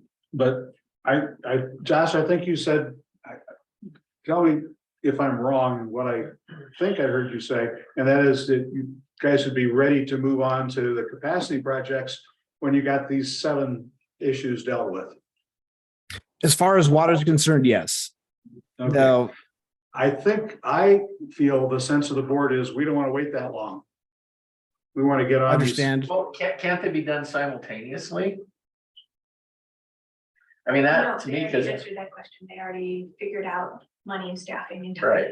this is. But yeah, and if these are with outside contractors, I mean, the only thing that we're then almost really doing is oversight. We're putting in money and we're needing, I guess, someone here that essentially is checking up on the projects and on the contractor. Right. Oh, yeah, we still have oversight. Correct. Responsibilities, yeah. And I will not be voting for it because of the way it has ignored the specifically stated board process that we've been asking for about a year to rank these projects. Which I will make a motion for to get finished after this. But for now, is there any other discussion? All in favor? I have all the gentlemen in favor, Dr. Martin. Well, you always throw me off when you say no, it's like, well, I respect what you gotta say, it's like, I need to consider that. But right now, I'm ready to vote yes, but then No. you're giving me hesitation, like, oh. I would like to move that to renew the request that never got withdrawn, should still be worked on, that this ranked list of projects, so this map, for example, should have, instead of 1, 2, 3, 4, 5, it should have year 2021, 22, 23, or priority 1, 2, 3, 4, 5 on every stretch, indicating that somebody has thought through all of the factors that go into it. And The that does maintenance, the exist. capacity. I don't have it. Do you have it? We do Yeah, have it. We can get it to you so you can take a look. We I have all have- the cast iron ranked from like 1950 up through current. Do you have the specific stretches? I think Sam would have to pull a query on GIS for that, but as far as what we have of 6-inch and age, 8-inch and age, all of that is put in that spreadsheet. And it has all of the priorities that includes these? Yes, these are in there now, and it's still a work in progress, but we have identified age and type of pipe in that list, and it's currently being prioritized. It's correct. Can we get the priorities? That's the motion. Can we get that all with including the capacity and the ages and all of those things listed out by project type? Can we get that done and finalized for next month? Sam will be out on leave. He just had a baby a couple days ago, so I will get with him and see what we can do to make that happen. He's gonna be working, he said. But to Okay. go back to my original question, I have to. Do you need a depend on- second Yeah. before we have discussion? Yeah, I mean, it shouldn't. I just want. Well, I think the haven't current. I haven't voted yet. And, Okay, I thought we voted because your hand was up. well, it started, and then when Karen was talking, my hand came back down. I depend upon experts. And so, and especially engineering, and Mike's an engineering expert, Josh is an engineering expert, and you're an engineering expert. So I've got 2 people saying go this way, one person saying the other way. If that's all I've got to go with, I'm inclined to go with, you guys have all recommended this. I'm inclined to go with it, but like I say, I hesitate when you. Well, either way, no matter what you vote, Dave, it's passed. It's done. So you can hesitate all you want. All right. So to one choose is a three to spot. All right, well, I'll go with the there game. you go. Because the other, so Or- this point, I just want to bring up as a general discussion point on this and the capital expenditure and prioritization. I mean, I've only again been on the board now for, I don't even know what this, it's been 2 years or something. I guess one of my huge disappointments has been our lack of doing anything.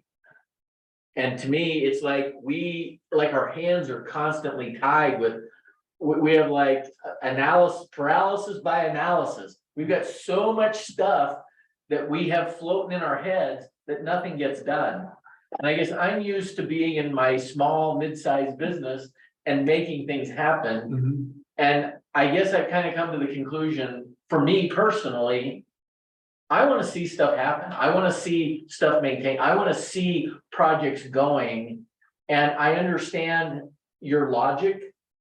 I just think that multiple things can happen at the same time. And I just don't want to sit on our hands, and I just constantly feel like we kick cans down the road forever. And I don't want to do that anymore. I don't. I mean, other people may want, but I don't want to do that. Josh, I think part of the frustration here is I can remember when I've been on the board and when I was off the board, of the board asking, Jeff Baker asking, and Karen, Director Morgan asking Mr. Tyus for this very process result on multiple occasions, and the board's never seen it. So I don't know what we can do except take extreme measures to get the data that we want. And Understand. We, like I said, we have the data plugged into the sheet. It is now where we're at, where we need to start prioritizing based on what Sam and I had discussed, was creating like a heat map outside of these projects that are being presented right now to show other areas that have had leaks based on age, ground shifting, main break data, things like that, to help us prioritize future pipe replacement without being reactive to it. I think my real basic point is the board should never have to have a motion to ask the staff for data. That's repugnant to me. Understand. Yeah. And I'm new in my role here. Delivered without any question, without any hesitation at the next board meeting, or we got to find people who can do the job. That's just simple from me. And I know you guys can do this. I don't know what the roadblock was before, but there's no roadblock now. Correct. I don't think we need your motion, but I think you need to make it. Okay, well, I did make it Okay. to get these ranked projects list Second. results next month. Thank you. Director Garner, second. Any discussion? Can I call for a vote? Anybody approve? Aye. 4 opposed. Abstain. Can we discuss abstaining? I do not think, is there a basis for abstain? We're not technically supposed to abstain. There's no law on that. You are to abstain if you are conflicted. And conflicted means financially conflicted, or you have a financial interest at the issue to be voted on. And under such circumstances, you are permitted to vote if your vote is necessary to achieve a quorum. There's nothing in the bylaws about abstaining. There's nothing in statute that governs this situation. Okay. I agree with believe Dave. there I mean, was. this is just something we should ask for. And I think maybe that's what Roger's even kind of saying is, it's like, back to I mean, are we trying to micromanage everything? I guess. But I agree with you, but when it's been asked for almost a year and a half. You're right. Well, I thought we've seen rankings of these. I swear I have. We did get some data. So I They mean, gave maybe us it's the not exactly what you lifespans. wanted, but anyway. So they took a step closer 2 months ago. Like I said, I'm new in my role here, and I understand what you're asking for, and we'll make it happen. I know that. Thank you, Josh. Ask Mike the question, are we being reasonable as a board? I understand what's going on. Thank you. That's a wise answer, isn't it? Are you running for office somewhere? No, Well, we have to be I realistic. understand there's a couple of things going on. One is, I think that was the right. You made the right decision. This is a good project. It's needed to be done. There is probably more background even than I know, so that's a good deal. I also understand there's probably been, just in my short amount, have you seen prioritized list? Yes, and no. It's been all over the map. That's part of my frustration too. So we can get our arms around better planning in the future. I get that. Me being new to this job, I would love it too if I had a playbook and said, we can do this, this, and this year. In 2025, we'll do this and this. I don't have that playbook either. I would love it too. So I'm all about In the that. military, we call these lim facts, limiting factors. What are the limitations for us doing more than 7? That's my concern. You know, I hear 7 is the most we can do. Well, Why? see, and I don't even think, to me, well, I won't. I think we need to move on to something else. Yes, I let's think move on. we've ridden the dead horse long enough.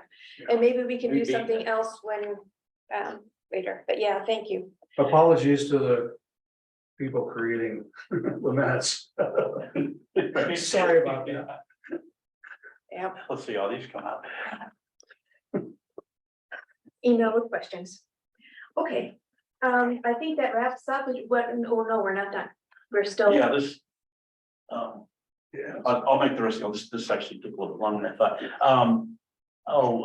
The thing with respect on, I'll just defer, you're gonna bring that up, Karen, later about the ravine bridges. So as far as we know, the respect is on hold for now until further developments, so nothing there. I would say, we already talked about our G Associates contract. Just to be blunt, GABA seems to be a competent firm. No questions there, but they are awfully, their lack of responsiveness is not good. We have them under contract to do some things right now, so I'm not proposing we fire them, but what I would suggest is there are other firms that we can have an on-call arrangement like we do with JVA, and if JVA continues to be problematic in their response, In their delivery. we'll phase them out and use others more. I think I want to make my motion at this point. Okay, I move that we authorize the district engineer to tell JVA that the board is disappointed in their responsiveness to green water. Art, no. No, JVA. okay. This Alphabet is the soup. one he's talking about, who not before me, that we're disappointed in their responsiveness and it doesn't meet the standard we expect from our contractors. Please do better. Okay, I'll second. And that's what you want, Mike? But is there- Yeah, duly noted. I mean, I've expressed that too, but with the additional support of the board that, you know, I can report back to them that you guys are. I'll second it. Yeah. Well, you already did, or she already did. So we just need to vote. All right, so all in favor? Aye. Unanimous approval. Thank you. Would it be prudent to start an RFQ for other? Yes. Okay. Yeah, and in fact, I don't know that I need a board motion for that, but I would just start that process, and then by next board meeting, Well, and I'll update you and then. I mean, obviously, since you did this, I mean, do you have people you've dealt with that you've been happy with in the past that we can? I have, I mean, I was gonna put it out for open, anybody can compete for Well, I it. understand. Yeah, probably not my former associates for. Well, I some reasons, understand but that. but I am, Denver's a big town, but it's a small engineering community and I know who's got the bandwidth. Right. I can hopefully bring some folks to the table that can do the job. Dylan, can we direct Mike to contact his former firm so that it takes the onus off of him appearing improper? I do no longer have any financial ties to them. You can, I mean, it's a services contract, so you don't have to put it out for bid either. And if it's for on-call services, I think that you could just solicit. You could feel free to just solicit proposals without going through the formal bidding process. See, I would rather probably do that, honestly. I mean, I want to make it as streamlined as possible so that we're more agile on our feet and not having to get caught up in more paperwork. Like if he says, hey, I can contact 2 or 3 firms and we get the proposals, I'd feel better than us sending out and going through all this formal stuff to try to get them.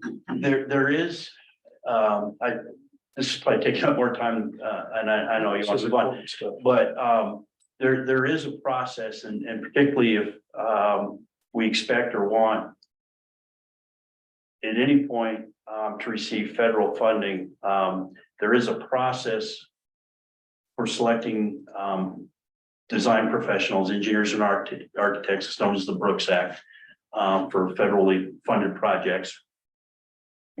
And that's the process I would follow. Okay. And it's basically based on qualifications. And again, it's, professional design services. So you don't bid. Right. You go through a process based on qualifications. Okay. And then quite often these are, well, and we could even do it, maybe get too much in the weeds, but, there's, a lot of federal contracting is based on what's called cost plus. So take how much you're gonna pay your engineers and your technicians. You have a multiplier based on overhead that's federally regulated FAR requirements. And so, it's not a bidding process. You select the best firm and then they're somewhat dictated to what they can charge based on, FAR regulations. That was probably TMI, at this point, but I'm familiar with that process. So I would follow that in selecting engineers. Okay.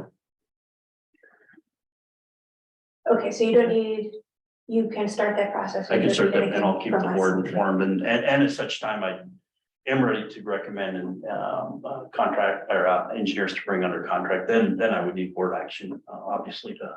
Right. I understand. I'm just, like I said, I'm just trying to keep us lighter instead of, like I said, everything seems to slow us down and I'm trying to speed us up.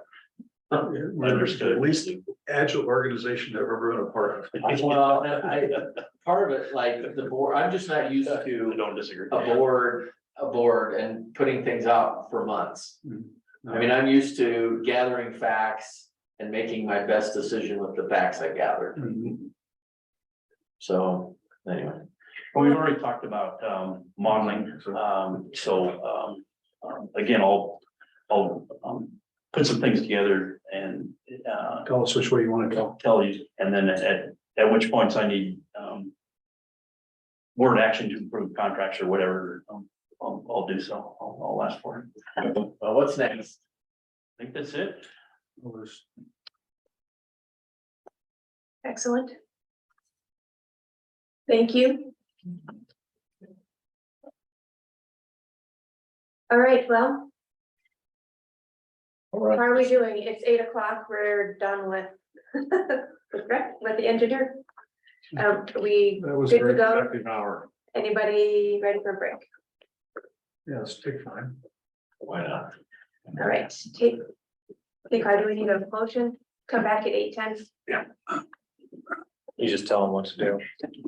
Go, leave, see ya. Here. If your kidneys are full, here's the cup. Oh my goodness. Talk about your capacity issues, right?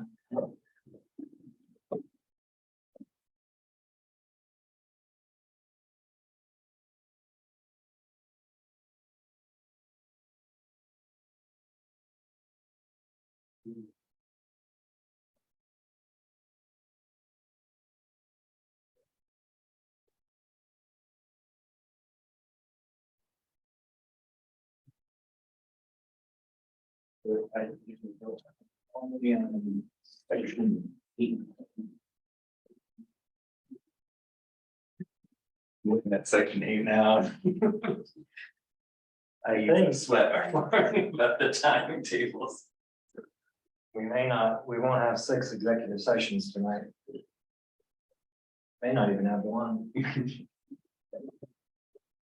Well. I mean. We talk right now? I mean, I'm just questioning We are, tomorrow's meetings.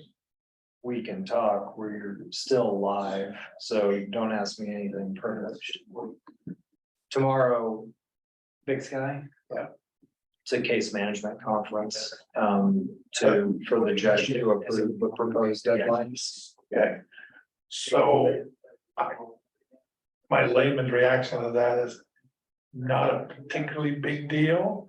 No major decisions are made at that time. It's gonna be a big deal to the paralegals. because to the paralegals, because they're gonna have to calendar all those dates, but it's not gonna be, no matters of substance will be addressed. Well, that's my concern is tomorrow morning, a decision that will be made that will win or lose. Of course, that's when I get a little freaky, it's like, uh-oh, but if it's one of those, Right. doing the paperwork and we Well, that's an interesting. get there within a couple of years, it's like, okay, I won't panic. Yeah, probably the most significant thing that's likely to happen is the age file date will be selected. And maybe not even that, maybe trial dates will be offered and then coordinated. Okay. So theoretically, no decisions that makes us win or lose.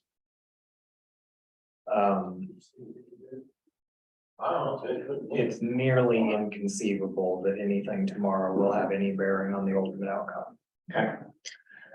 So with that in mind, number one, can we listen in? And number two, I mean, you know, Yes. and secondly, is it worth listening into? I mean, pick and choose your, It's 1 o'clock. It's via WebEx. You can sign on as a member of the public. They're public proceedings, so you might be interested just to watch the dynamics. Okay. I'll check. and you just said it's not in person, so it's, Listen back to the. okay, so getting on your computer is not a difficult task, so. Yeah, so set yourself an alarm at 12:55. Do we have this, in those various filings that you sent us, it includes all that WebEx information? Yeah. Live sound thing with my. Well, remember that asked me last, I sent out the notice of hearing. yeah, because that happened to me last time we did this. I forgot it was in your stuff, and then it was like, where is it? You know, when the time came, Right. and of course you got 5 minutes to get on, it's like, what the hell? I don't know. Yeah. That's like, And I think the last one, this is the one that was continued, so. We had it, I mean, and they were talking. It was originally scheduled, I think, last Tuesday or last Wednesday, and then it was continued to tomorrow. Right. Right. So, you're gonna have different. Anyways. So that's Big Sky. I guess the other, as I recall, there's something else on the agenda for executive session. Yes. Well, we will see if an executive session is necessary. I'll have a brief update that's not privileged. Okay.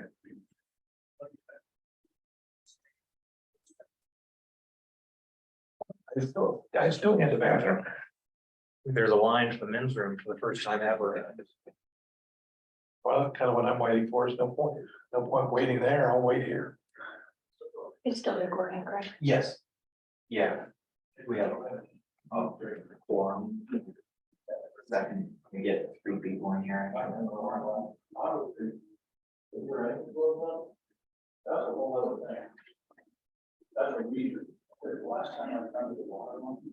Did you listen to city council last night? That's entertaining.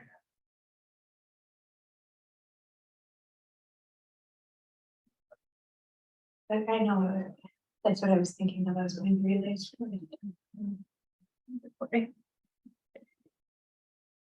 City business, but, you know.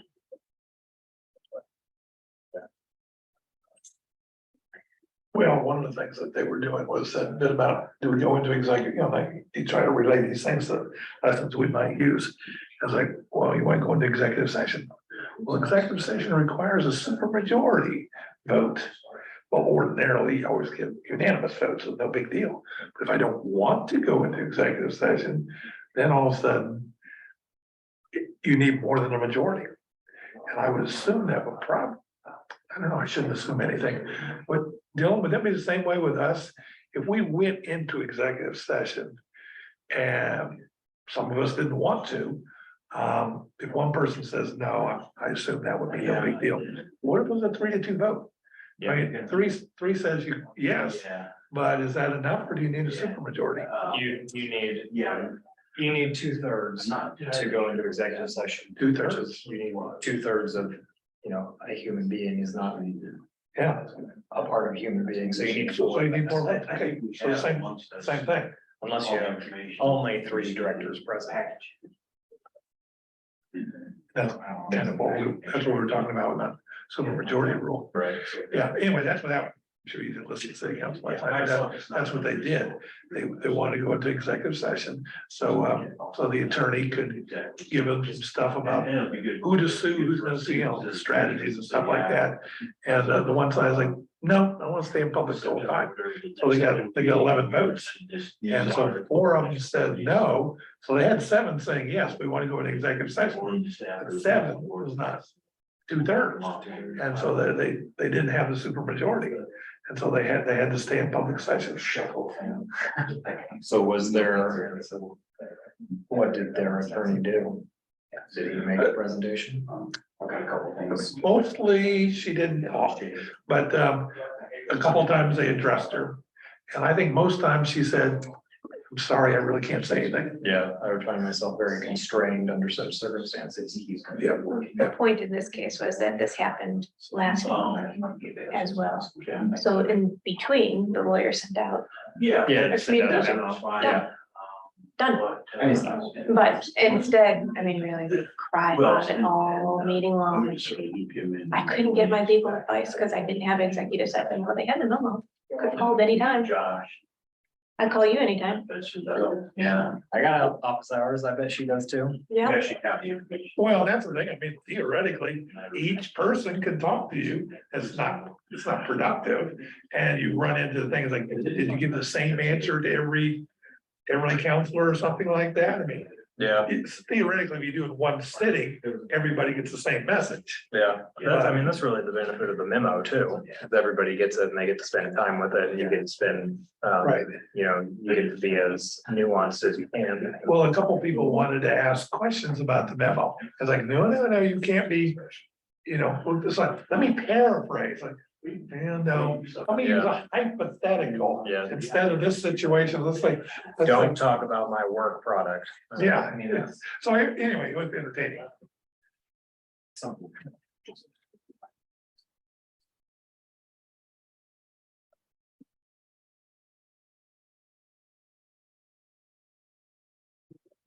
I'm just. Yeah. I'm going to do through it real time. I'll tell you a story about that out here. Yes.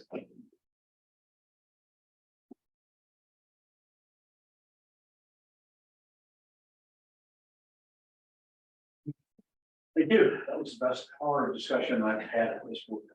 Okay, I did see that yeah, and Bessie and I were just chatting about that. You know, Did you prove? I actually got right. I think everybody in the room is right, just so hot in the hole, but I don't know. Information. Okay, but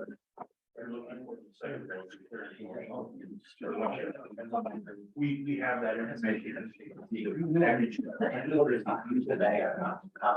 Really? And then it gets like those little round bags, you know what I'm talking about? We have the Hey, information. just- It's a matter of packing it. Right. Doesn't matter what. And he, puts them in and gives them out to us every year. We'll do it as. Wow. And. Yeah, you know, he's done it. Yeah, I wasn't going to. His family's probably done it all day. That's why I asked you. You're like. Yeah, it's funny. I just like, Prioritize their. So it's also the same issue of age. you know, And it's like it gives you get something something to do. contractor that. That's You know what what I'm they saying? do. No, I have that feeling, and I like it. But we have a nice big project that Brett reminds around now. We're gonna bid it in the winter. Yeah. Which contractors are looking for, are looking to, put together their construction season. Open backlog. Yeah, it's a good deal. Karen, you got this focus in an hour. What? It's been 2 hours. It's 8 o'clock. The last hour, you. Now can we be done in an hour? Yeah. Well, you're right on target, Karen. It's 7:08 at 8 p.m. So everything's okay. You have your list to go through on the ADU, single family. What, before we reconvene, having the engineers report on a PowerPoint presentation like this is just a good format, and then we screen share so the people that are listening in on Zoom Yeah, well, it's are watching in real time. So that's a good format, to do that myself. Yeah, you know, the only thing I think is, I liked all the information and I do like to discuss all these things, but sometimes maybe the informational things can just be put into an informational memo and we can discuss the things that just need action. Because I will discuss it Yeah, and we will be here. yeah, I'm aware of that. Now you have me hooked. but- It's just, it's more my personal future. Now, when it comes to the meeting, say, bring this stuff up, I could say, now we talked about it. Yeah. And, We put in an order for Twizzlers for next week. Yeah. Yeah, Good. where the heck was our Twizzlers? That's the only reason I come to these meetings.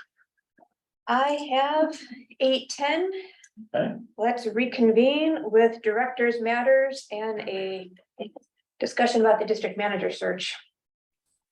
Anybody want to update? Director Wendell, would you like to tell us what you know? Well, as the directors are aware, but maybe the public and the rest of the staff is not aware. We've consolidated all these applications into one place that's accessible to all the directors. Was no easy feat. We're using 3 different platforms to collect potential candidates. So it was a little complicated for me. And with a big thanks to Jess and Sam, staff members, we were able to get all of this information in one spot so that the directors could download the applications and we could start considering these applicants. So that's what I know. What I don't know is, how do we want to proceed? How do we want to narrow down the field and start making some decisions here? I don't have any experience with this as far as a public utility board goes. I've certainly done a lot of hiring in my career, but this is new to me, so I'm open to suggestions as to how we should move forward. I brought in a lot of all the applications with me this evening, but how do we want to do this? Did you guys discuss, and I apologize for missing last month, but did you discuss the way we did it last time?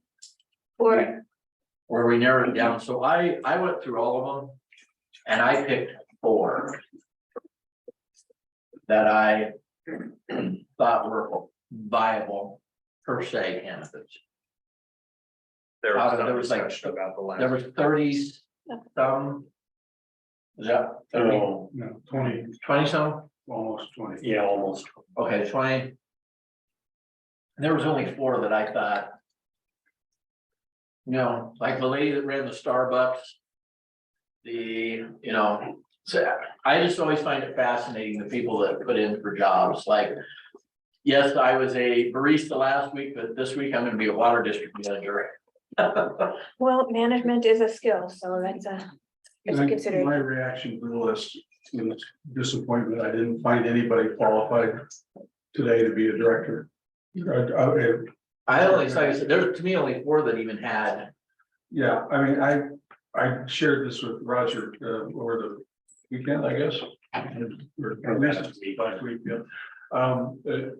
I mean, I have worked with an executive search firm before, and I think, we're trying to do the best we can. We're not experts in hiring people and searching for people, and we ought to think about talking to an expert. I've been engaged with a firm whose name I can't get in my email. Talk to a firm that does water and sewer. See, the struggle I think I had last time was, I thought it was you that said it was like $100,000 to $120,000 just to hire the firm, and I That's just. when you're dealing with people at $300,000, $400,000 salaries. That's what I was working on recruiting for. Not So- something at our level. Well, that's what, I mean, if it was something that was reasonable. I guess I might be for it, if it's that kind of money, I mean, that leaves us a lot of room for error. No, it's not. I mean, I think it's just worth having a conversation with one of the executive search firms and see what they would offer us. But I didn't want to go down that road because this is Roger's deal. Well, it's not my deal. I'm just Well, helping. I mean, you got the lead on it, so I don't wanna, I'm not suggesting that I become involved. What I found going through the applicant pool is there are some people, a lot of people in there with impressive, with an impressive resume and experience. What I'm not able to do is I can't tell, because I don't have any experience in this, in sewage and water. I can't tell who is qualified to do this job in that regard. But I'm so impressed with some of the management background of some of these candidates. It seems to me they could handle this job easily if they have access to somebody like Mike or some other engineer that would be available. So I wouldn't hesitate to consider hiring somebody that doesn't have all of the water or engineering credentials, as long as they had somebody they could bounce this off of. That's just my feeling. It's not a hill I'm gonna die on. Again, I don't know enough about this world to say, oh, this person could handle all these water and sanitation issues. But I'm confident that some of these people have got a really good management background. I'm confident they could run this organization if they had help from engineering. Just my general feeling. So where are we gonna get the engineering help? Mike wants to stay for years. Well, that's I'm good. fine with that, I just don't think he is. Perhaps his wife is. Yeah, part-time and there's gotta be a sunset on it. I do have a shelf life. But Mike, what do you think of my idea, hiring a really good manager? It's not my goal. It's settling for a really good manager who can rely on some engineering expertise in or outside the organization. Yeah, that actually, I think I gave you my 2 cents last time that one way or another, we can handle the engineering, find somebody that's a good administrator. Because I've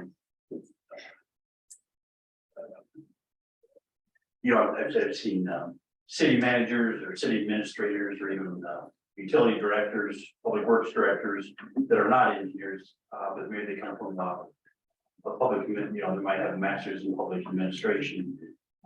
And they do fine as long as they have, good engineers around them, whether they're staff or consultants. So I would agree that a well-rounded managers would be what I would recommend board to focus on.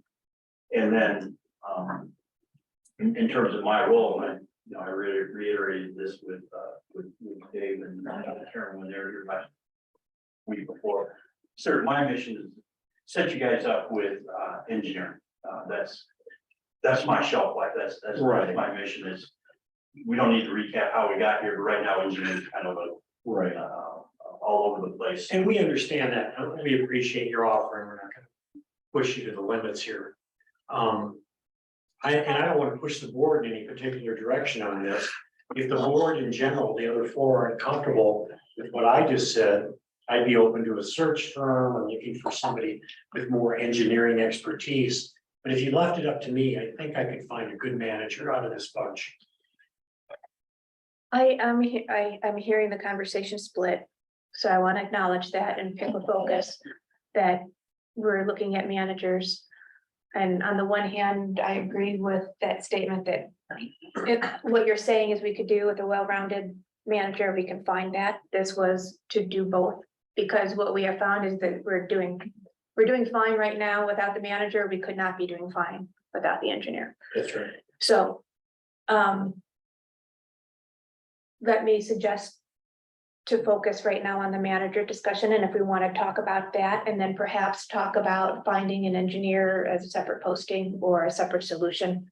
But proceed down your trail of talking about looking at these candidates from a management standpoint and not an engineering Well, standpoint. let me clarify my position though. I'd be delighted if we had somebody with this kind of management expertise that had an engineering background. Right, That would be my preference, but we don't have but that we don't. option with this applicant pool. Would you like to? Can I ask the rest of the board? Is anybody, my preference would be no matter who we look at, that we do a more extensive interview process than we have done previously. I don't think the one interview for an executive level position cuts it for me, especially in a public setting. it's uncomfortable for everybody. So I would like to expand the interview process somehow to get us a better feel for the person. Is anybody open to that? Open to a search team, open to just looking at the candidates as they are right now? Where are we at? Well, let me ask a question differently. On the one hand, if we spend a little bit more time, could we get what we want? Because I don't want to be in a situation where revolving door every year we get a new one. So I would prefer that we take the time to get the one that stays for 5, 10, 20 years. That would be my preferable approach. Now, if we could get that with another week or two, way to go. But if a week or two or a month or 6 months or a year goes by and you're still not getting that, at some point, do you have to settle for something less? I don't know the answer. And so that's kind of my question.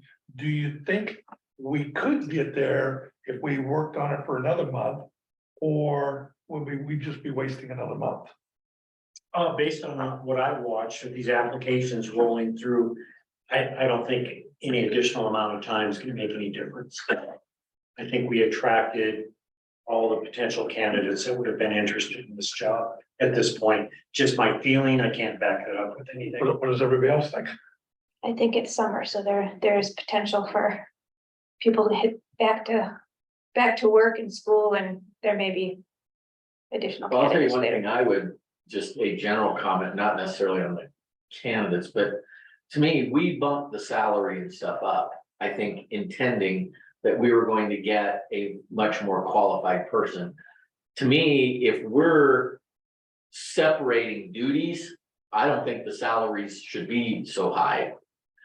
My opinion, then we're way overpaying for a manager. I don't want to pay somebody $150,000 that I can pay $100,000 to do. And if an engineer is going to cost me more money, I don't even care if if the engineer is more money, I understand the cost of the engineer because of the background. The management, I don't. To me, I'm not going to pay somebody $150,000 for what I can go pay someone $110,000. That's me. I agree with you, but my intent would not be to hire an engineer. Either have somebody available part-time or have the manager rely on Josh and other staff and to interface with all these contractors, engineering firms. Right. But I would be opposed to hiring an engineer and a manager regardless of what the wage level is. Or do you think, Mike? Yeah, with the salary you are offering, we're all. We very, like I said, we don't necessarily need to have somebody with an engineer with that salary. You should be able to attract an engineer, somebody with a management background and an engineering background. Or like I said, maybe a master's in public administration that you often see with city administrators, utilities directors in large municipalities, public works directors. We've got a couple of MBAs in there, but why do you think we're not attracting somebody with that level of skill and an engineering background? I don't know. I wouldn't. Well, do we even know if we looked in the right place? You haven't. If you would like. Again, I probably sound like every time she says on, I don't think you have to have somebody that's a PE, but if you want one, and they do add value, then you would probably look elsewhere than what you've looked at, probably some engineering publications, American Society of Civil Engineers, and some of the local chapters of National Society of Professional Engineers, American Council of Engineering Companies. Well, so like say at your firm, like if you had a competent, I'll call them a mid-level. I'm not talking like a principal or something, because I'm assuming they want to stay if they're a part owner or whatever. But say if you had a mid-level manager that was very competent, engineer, PE, what kind of a salary range today would they roughly be in? And you're right in that strike. So I forget exactly what it is, 150 to 200. No, it's 140 130 to 140. What is it? I don't even know. It- We don't even know, Mike. That being said, that's what a senior-ish engineer would be earning out as working for a consultant. Okay, so or working for what would the behoove them at that price to come across to something completely different? Maybe Maybe less hours? there. No, there's all kinds of things, but probably number one being, a district manager is gonna have a 3 to 5 year life expectancy. Okay. And so that's a career. A career roll of the dice, so to speak. Right, so, yeah, so what then, what attracts, like, were you, I mean, you were at the firm, you retire. You also live here, so you have an interest, not only, I mean, you have the background, but you also live here, so you have an interest. You had an interest anyway in the board, you know what I'm saying, but what would someone else? It's just hard to me because it's like. Yeah. We're like a hybrid. I don't know if that's a good word. I feel like we're having the same conversation of how we got to the posting of the job. I like perhaps suggesting posting in additional places and seeing if that happens for a month, and that would appease everybody's concerns. I think that sounds reasonable. Yeah. All right, do you want to at the same time look for an executive search committee? Could you do some research and see what comes? Crown Hunter is the premier executive search firm for sewer and water. I would be happy to reach out to Austin Meyerman, who's the CEO, and ask him what they can do for us and report to the board. Oh, that'd be great. I mean, I'm just saying, like I said, if it's $150,000, that's just a hard pill for me to Yeah, no, swallow. I agree, but my You should get a initial, very highly qualified candidate for the salary range we're offering. You should not, I like part of what I heard in these conversations, you should not settle for. The barista turned manager. Yeah, don't just check the box, now we have a district manager. Right. It is a great job, and the compensation we're offering. Plus, I would actually say, I mean, being under para. I will just tell you this, me knowing like our benefits at my architectural firm versus the benefits here, the benefits here blow mine away, completely blow mine away. I mean, we aren't even in the ballpark of any of this. So there is substantial other things besides a decent salary. I mean, the benefits, the stuff that's, I mean, because para, if you can get 85% of what you make at the end, like in our industry, I don't know about yours, but so like in ours, an average retirement, if you paid in and not through the 401k, is about 35 to 37% of your salary. So if you made 200,000 a year, you're making 64 in a pension. Where if you made 100,000 here, you make $85,000 a year in pension. Para is a good Para is deal. like huge pension. I mean, it is. Matter of fact, I don't even know how they fund it because it's virtually over the top. Nobody knows how they fund it. But for action items for now, do we have a plan? What else do we need to do? well, I would, my initial outreach to Crown Hunter tells me that we wouldn't have gotten the single resume we received from an executive, a competent executive search firm. You would only get people who truly met our goal. We've lowered a bit now. Yeah. Well, I would propose lowered this, didn't we? that we allow Dave to go with Crown Hunter just and notify the board Mhm. within a week or two with the costs and the expectations. And then if we're all in agreement, go with that. If we're not in complete agreement, then maybe go back with Mike and ask for his recommendation as to different areas. where Why we not do can both? search. Well, I think it'd be. Because we're not committed to, I mean, we're just getting an idea of what they said they can do in a I Friday. have a 30-minute conversation with, that I just booked for tomorrow at 1 o'clock. I don't think we could do that without a board motion at the next meeting, unless we want to call a special Well, to meeting. pay them. Right? To even, I mean, we would need another services contract to do.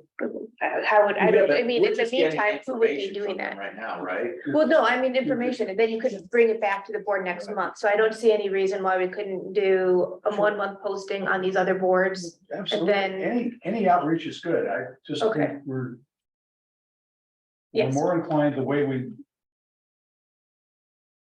I saw this last time too.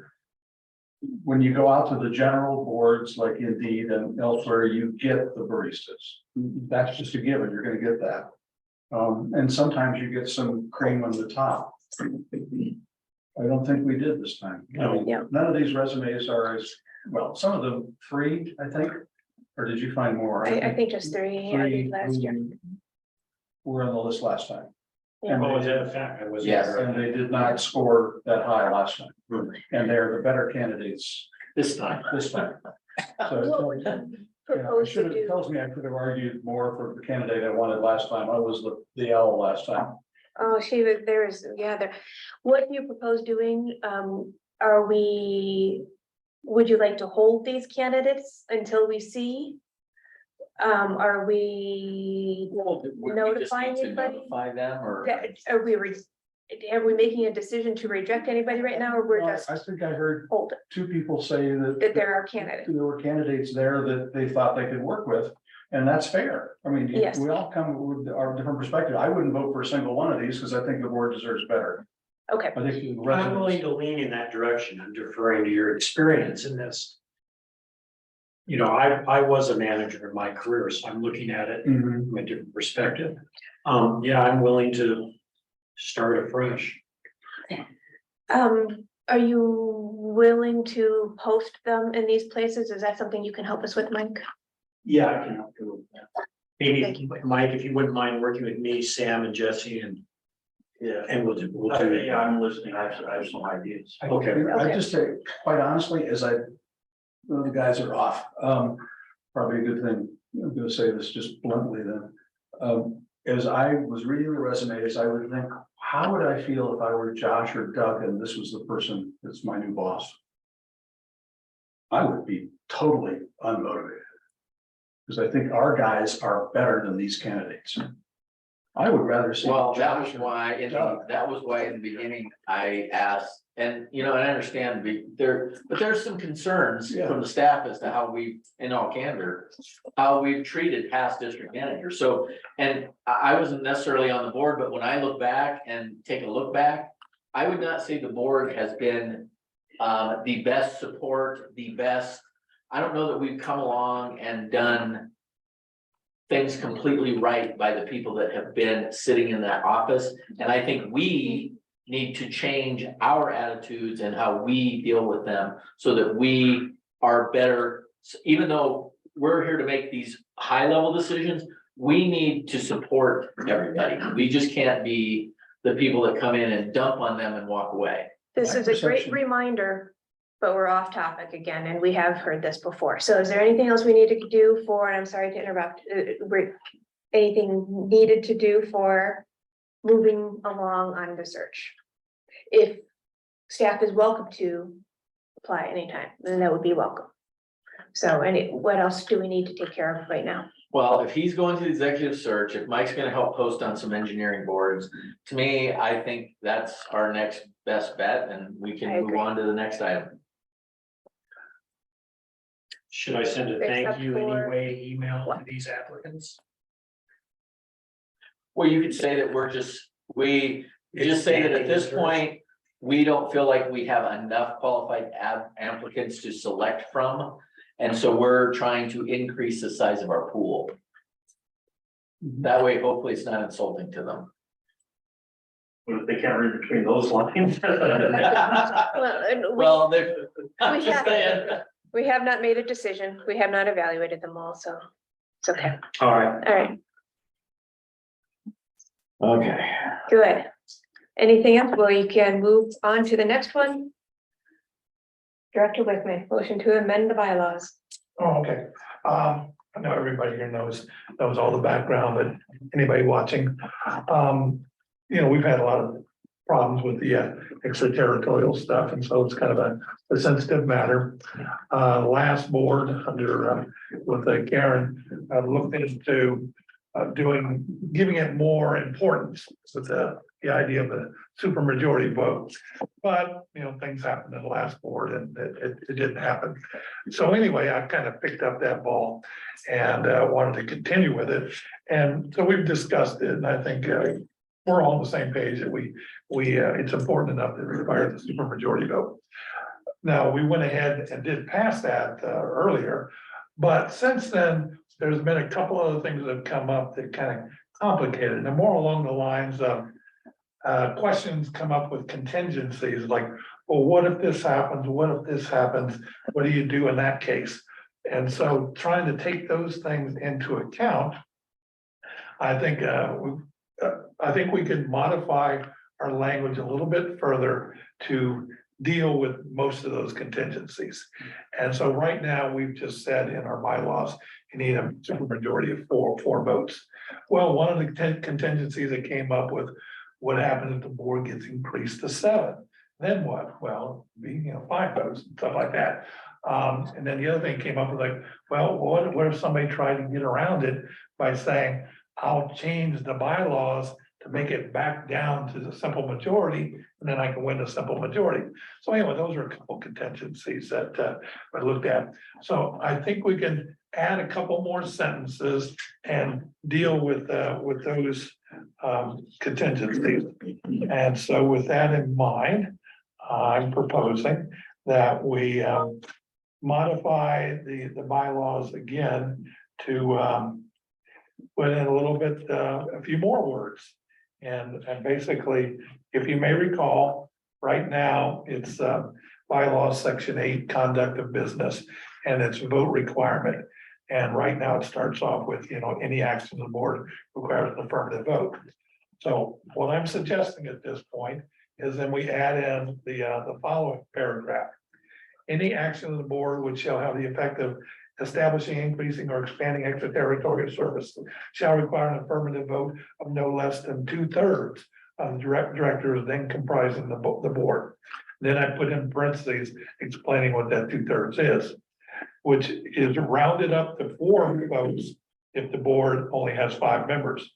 But it would be 5 votes if the board were enlarged at some point to 7 members. And then the second part would be this, what I call the savings clause. Any action to terminate, amend, or in any manner emasculate the foregoing requirements with regard to the provision of extraterritorial services in any form shall require a vote of not less than 2/3 of the members comprising the board. So anyways, 2 parts there, basically, what I call a savings clause, and the other part clarifying that it's 2/3, which is either 4 votes or 5 votes, depending on the size of the board. So I think we've discussed this, and I think everybody's on board, but it's not in there. And I suggest we put it in there because we may have some legal issues down the, extraterritorial is potentially an issue. And it would be better that we get it codified now rather than have it come down the pike and, be a problem. You don't want to try to fix things now. Now I think would be the time to make those clarifications. So that's my motion, The motion is all of that or just the part that you read? just the part I read. Okay, good. Is there? Just checking. Second? I will second. Okay. Any discussion? Yes. Go ahead. Now you started. All right. I am completely opposed to development. I was deeply involved with the fight against Two Forks Dam, E470, and countless other development projects. That being said, I think we have an obligation to treat developers within our district fairly. And I know that this is extraterritorial considerations. But I think we have a legal obligation to look at everybody fairly, equitably, and equally. And so I don't think this is as big an issue that we're making it out to be. And that I've changed my mind on this. I'm against the supermajority.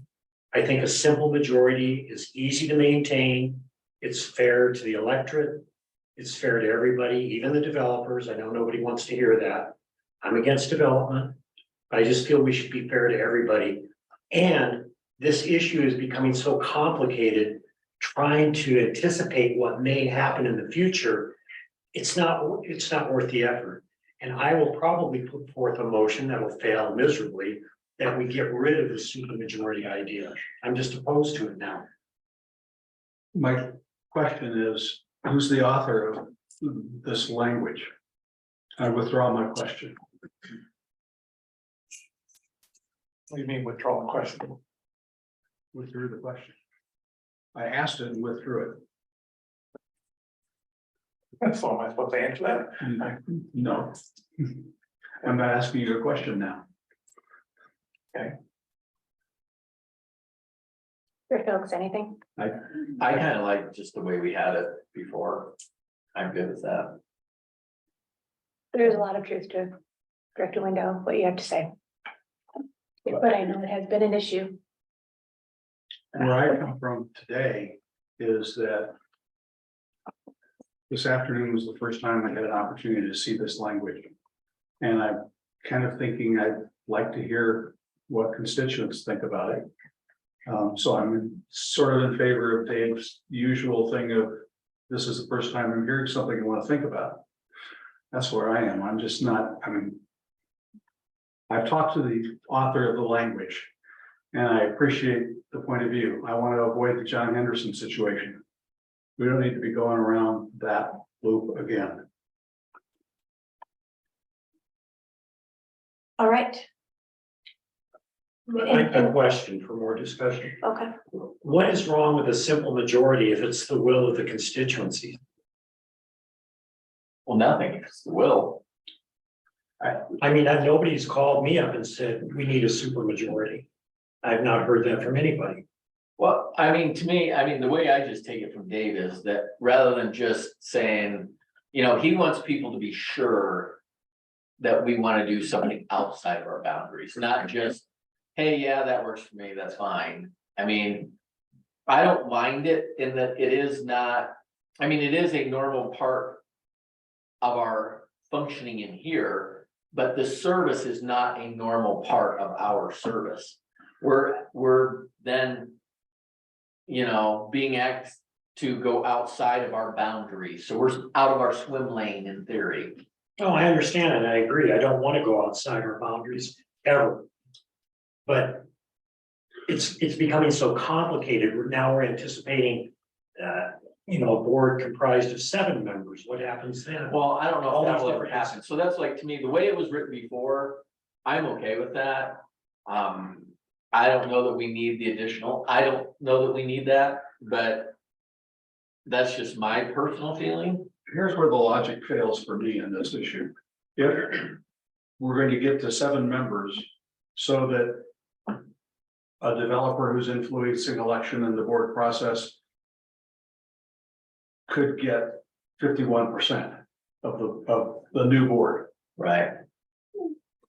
But if it's doesn't matter 2/3, because- then we round up. I mean, they're gonna have to have a good percentage anyway, so like for us, I mean, obviously with 5, right? I mean, you virtually need 4 out of 5 people to okay it. So I mean, that developer would have to, if it was a developer trying to influence us, they'd have to influence 4 people, not 3 or 2 Or you recall 4 people and replace them with Right, development and- people. And that's the argument I've heard. The problem with that for me is if the residents of the district, 51% of them tell the board, we want you to go the other direction. I think I'm obligated to listen to the will of the people. right. And I agree with Well, Roger. I will tell you, but one thing, well, and just to, for my sake, since I've been on this board, I mean, I get emails like, you know, I've gotten from Amara, I mean, I get emails from people that are truly interested and passionate about things. And that's great because it gives me something to think about, ponder, put into my thought process about what they're liking. Right? That typically, or I've seen, is the minority of people, and they're not only active like in telling us stuff, but they're always active here online. So I mean, they're interested in what's going on this board and what's in their water district. But there's 15,000 other customers out there who, though they may have an opinion, rarely, if ever, speak up. So to me, then almost the only other influence you're gonna get is if some outside party is truly trying to influence us to do something else. Sounds like we've got, we've gone around. Can we call a vote? Sure. And I moved to table. I will accept that. Yeah, it's a friendly motion. All right, Is it requires a second? was that a second? I'll second it. Okay. Second, all in favor of table until next meeting? Aye. Aye, unanimous. Director Garner made the motion to table, Director Hooks seconded. And I'd like to make a motion that we rescind the supermajority, excuse me. Rescind the supermajority clause in the bylaws that was recently added. Director Wendell makes a motion. Any second?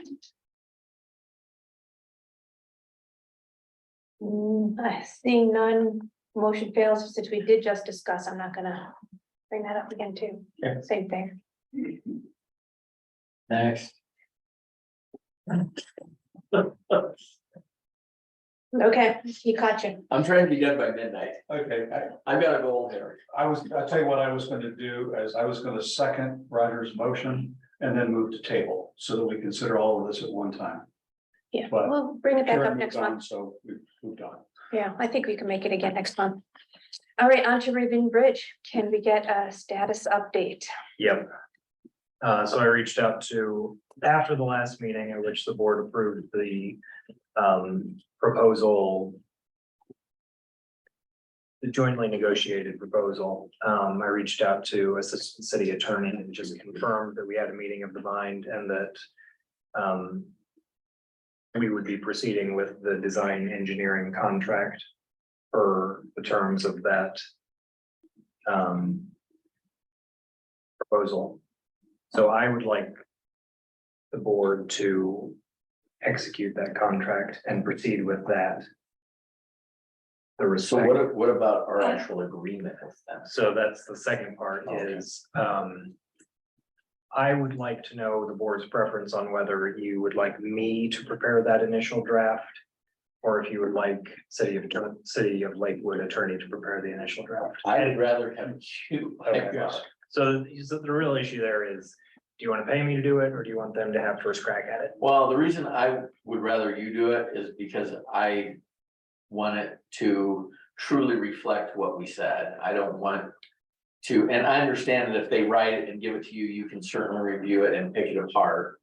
But I guess I would rather know our verbiage going in and then see how they would change it, because I just want truly, the one thing I do agree with Amara and Ludmilla on is, and that was my whole thing, is the liability part of it. And I just want to make sure that we're covered from the liability standpoint. That's my whole crux of all of it, period. Sure. And I suspected that that was the case, but I didn't want to incur Right. significant fees without talking to the board. It's standard practice in the US government that we never let the Russians or the Chinese give us their documents first. We always went to them with the text of an agreement. First impression counts. And likely always wins the day. I would prefer it to come from us. I agree. No disrespect to Lakewood. They could write one, but then they would have the first impression. I would like, and I guess I had, again, apologies for missing, but I have some misunderstandings about what went on at the last meeting. But I would like to renew the request to get the expert involved that I had brought forth, that one of our residents recommended for exactly these reasons, to research the liabilities and easements on that. And that could be going on while we're writing. What I'm hearing now is that we have not started writing this. I was thinking that, okay, so, right? Right, we have not begun drafting the formal agreement. Okay, so we would not have anything until the next month. Yeah, it may not be next month, Okay, so we have time, yes. we have time to do this and make sure that we are covered for exactly what you were saying. Since the city made what I consider to be an implied threat about easements, I think it's really important for us to understand the easement issue from a professional perspective, which we don't have. They do have it. We don't. And I think Karen's right. We should invest a little bit in getting this done so we know what we're really negotiating. Because I suspect there's a little minefield there we don't know about. And it doesn't hurt us to do that. What is your thoughts on that, Dylan? I don't particularly care whether you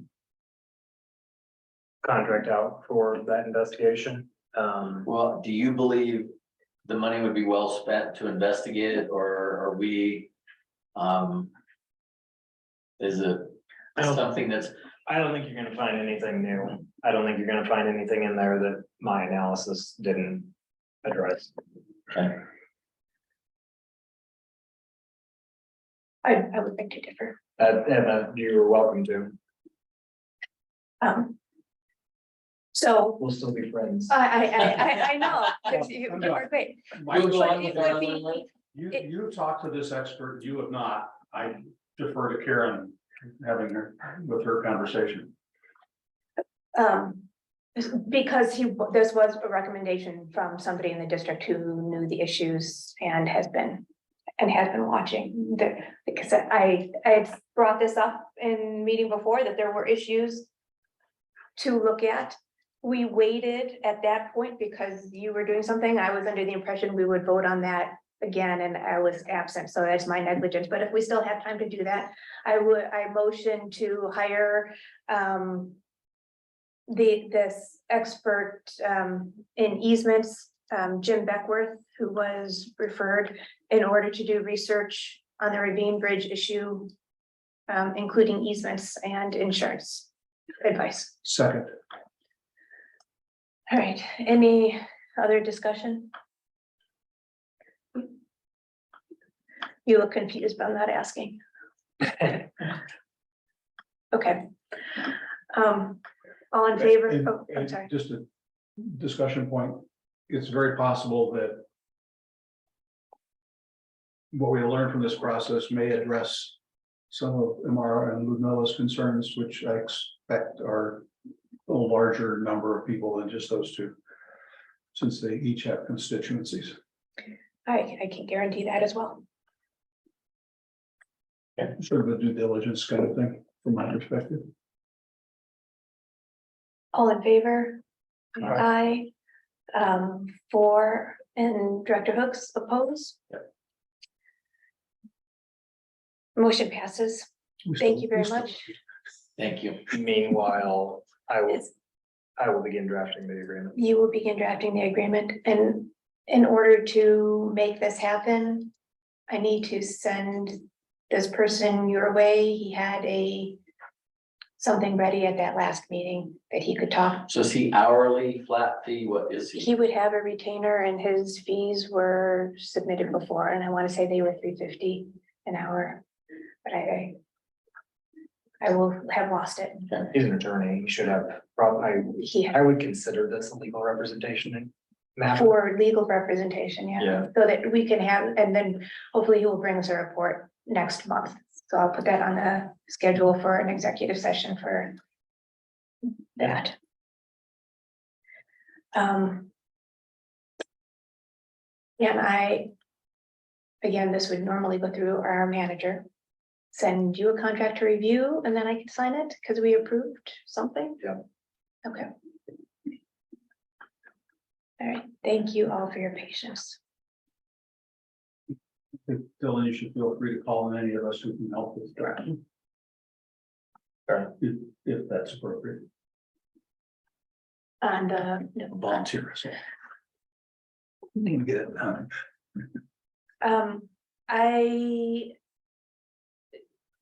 Somebody help me with this and with the respect contract. I So that was on hold.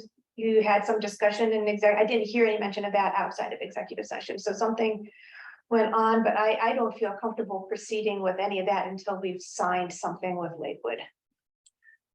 I think you're fine not to keep it on hold. But I still think that it's beneficial to get the engineering for the remediated structure going. You know, it's still a high hazard structure. Yeah, but it's central to this agreement. Yeah, That is what we are talking about. I think I don't feel- under any circumstances, not any, I guess, under the vast majority of circumstances, the middle structure is going to be replaced with a trestle structure. Probably even if this agreement falls through, that's gonna be the case. But if the board would prefer to keep that on hold, that's fine. Like I said, that is my preference. To me, the issue is one of due diligence and liability. Looking down the road, if anything were to happen and we had the opportunity to move forward with this and we didn't do it, we could be criticized for not having moved. That's the position we have been in for 4 years, and that's still the same position as while we were negotiating with Lakewood. So I don't see that changes. Todd and I have talked about, action, making things move, and it seems to me this is one of those where we ought to move because the liability is. Because I mean, we intend to replace it anyway. Well, Question is, With what? right, correct. again, and that was all dependent on this agreement that we have not voted on yet. So it's in my opinion, it's a fiduciary responsibility not to go ahead on taking on the expenses we have not agreed to figure out what to do with yet. Well, I thought we'd already agreed to the engineering on it. Yeah, you approved the engineering contract That's what I and thought. have not executed it pending the. Oh, at all, okay. Yeah, So we haven't we executed. voted to accept it, but we did not Executed it. Be- Thank you. Because the agreement that was changing. Yes, so that's what I mean. Things are so fluid on that I don't feel comfortable with that. But if that is my opinion at this point, it is, I think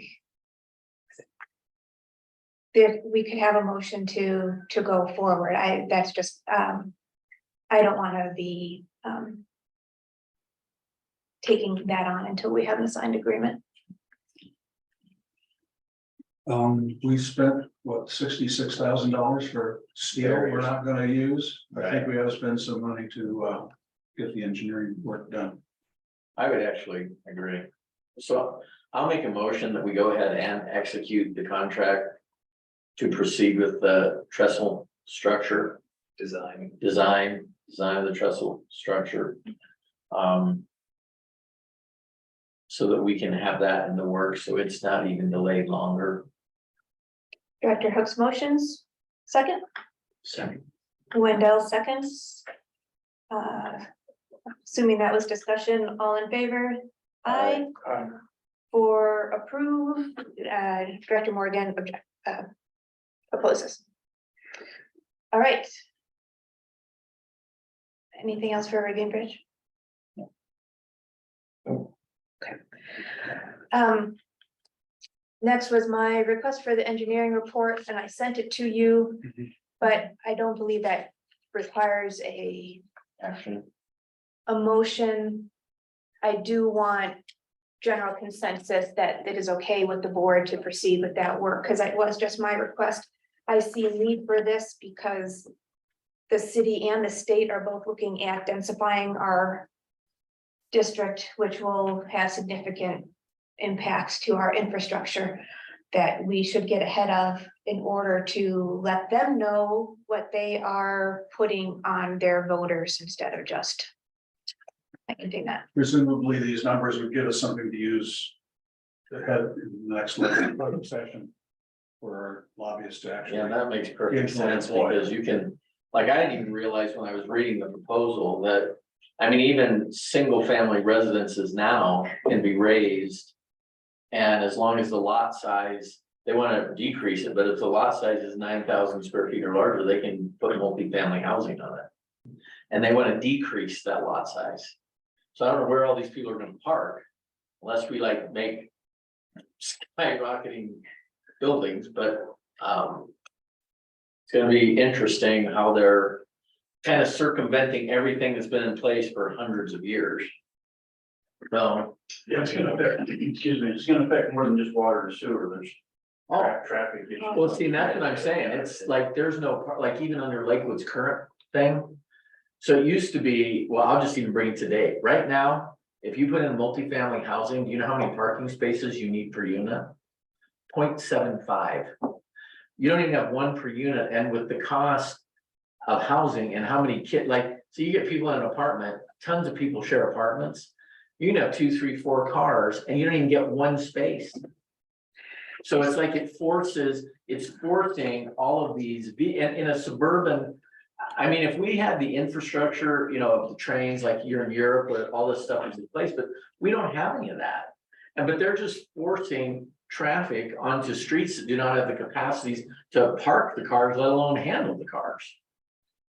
That's all good points, and I'm glad that we can get ahead of it a little bit. So that would be wonderful. Do you need anything from us to make that happen, Mike? Probably what would be good is talking with no more than 2 of you about specifics on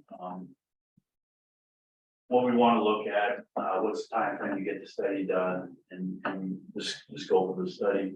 But we don't need to discuss all that tonight. I get the gist of it. Great, yeah, and that can fall under those additional service agreements if somebody else is needed or. Right, once I chat with maybe you and somebody else, we figure out what can be done in-house versus what we may or may not need to hand off to consultants. Great, thank you. All right, that's all I have there. Legal discussion. So I'll do general after the 1078 South Alkire, since we went into that a little bit earlier. Like I said, counsel for the developer reached out with a renewed proposal that he contribute some funds to the district for his development to proceed. And bottom line is the amount that he was offering to contribute he's proposing that as an all-in amount, and it is less than the present total tap fees. So it's just. It's not even close. It's not even on the table. But there are other issues besides just the money. We don't have the flow study, which we asked them to pay for. We know that there are capacity issues, but I don't think that we know exactly to what extent. Maybe we do now. So he would have to agree to that previously, right? So we could even. And the developer has not agreed to even pay for the flow study. Right, that was our initial first demand is. Before we talk about any of the additional dollar amounts, we need you to pay for this flow study so that we can then determine. The additional dollar amounts. Here's our best guess what those might be. And I think they were about 240,000 on top of his tap fees when we talked to him in December. But he balked at the flow study, which was going to be about 6,000. So it just. You can't get step 1, you're never gonna get board's attention beyond that. Yeah. So I guess, given the conversation tonight, Mike, if you're okay, I may just reach out to the developer's attorney and suggest that they have an engineering level conversation about other developers in the area and see if they can come up with something. Like a sharing. Yeah, to bring to the board, rather than just, how about I give you 80% of what you already are owed? Yeah, that's not gonna work even to be out of the gate. Right. But thank you. So that's. Maybe there's a solution there, but they haven't provided it. So that's all I had for Alkire. Just going through the general legal matters. We don't have now an executive session on Big Sky, and I think that that's fine because there's a case management conference set for tomorrow at 1 p.m. It's via WebEx, so you're welcome to attend it if you want. That's just going to be the attorneys presenting the proposed case management order, which is the schedule of deadlines to the judge, talking about how the case should proceed, talking about what motions are pending and anything that needs to be addressed urgently, and either setting the trial or getting dates to clear among the parties and the attorneys. Right. So it'll probably be about 45 minutes and mostly will be calendar. Sounds procedural. So Mike will be there. Yes, it's very procedural. I actually will not be there. I've asked my partner John to observe for me. I'm in a separate case management conference via WebEx at 1 p.m. So I'll be otherwise occupied. We're not the only ones that are litigating. Not the only ones, yes. Similarly, we have Fossil Ridge on here for an executive session. I have some non-privileged information, just an update on that. I submitted our response 2 weeks ago, Friday. Taking the position that the matter could be decided on the paper, that we don't actually need the hearing. Solterra filed their reply on Friday. It was accompanied by rather voluminous exhibits. I pass those along to you all. Mostly those are transcripts of the depositions. Our folks were deposed as part of the first phase of discovery there. Now that they've replied, I am going to be evaluating whether we need to participate in discovery. One of the benefits here is that our people are mostly the knowledgeable people and they've been deposed. So we may not need to acquire any additional information. If we do, I'll pursue that. But right now I'm leaning towards pretty limited discovery, if any, just as a pragmatic approach. Also, I submitted it for determination of coverage to your insurer. It is not an insured matter because it's not property damage and they're not seeking money damages, but they are kicking in some funds for legal costs because they're seeking a declaratory judgment, and that's a covered matter. It's the same coverage that applied in the Big Sky case. Yeah. So if there are any privileged questions that you want to ask, we do have the executive session, but that's all for now. On the red zone matter, we got the settlement agreement fully executed. The check arrived at the district today, so you've got your money there. Counsel for Cablaco has asked that I provide the information that I have, the underlying documents and communications that they would find necessary to pursue the claims against Merrick that we assigned to them as part of the settlement. I did that, I had a folder going for the matter anyway, and I just gave them what I had, excluding the privileged communications. And the final thing is the Camp George remediation project continues. Jeff Tyus was, I think it was Jeff, Josh, and Austin were the original points of contact for that, and I stood in to observe because there were some legal issues. I'm now the primary point of contact for that, but because Austin and Jeff have left, and I didn't talk to Josh about whether he wanted to participate in it or not. Right. It was more, I think, easier for me to just do. Right now, they're just inquiring about the documentary basis for the district's property ownership up there. You have water tanks, you own some of that property outright, and you have easements on other parts of it. And I've been working with the guys here to get all that information put together for them, Gotcha. as well as reviewing their thoroughly detailed documents. Okay. So they've got about a 1,700 page Wow. best practices It's military adjacent, so it's Lucky them. thorough. Yeah, and so Colorado Department of Public Health and Environment has also been participating. They're actually the ones that want the information from the district about your ownership. So there's just a lot of busy work to be done. Why do they care about ownership? I have no idea. They also care about the use of passive voice in the document. But Colorado Department of Public Health and Environment told the National Guard that this is one of the best written documents that they've seen. Our tax dollars at work. There you go. So that covers general legal. Yay. No, I thought your motion was exceptional. Thank you. By the way. Really. I don't often these days get the opportunity to write, but I do enjoy it.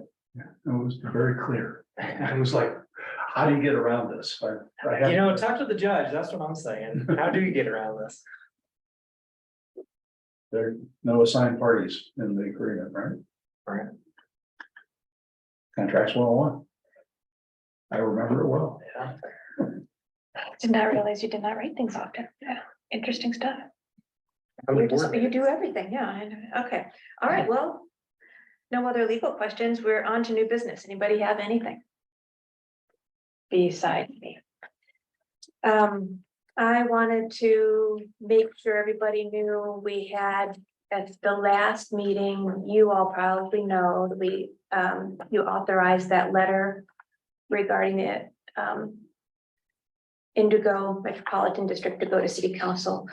I don't know if everybody got the letters of thanks from City Council, but I did receive several from City Council members, so that was a valuable thing, and I just want to make sure you're all aware that they, Any from the establishment? yes, Good. everybody running for office. Uh-huh, good.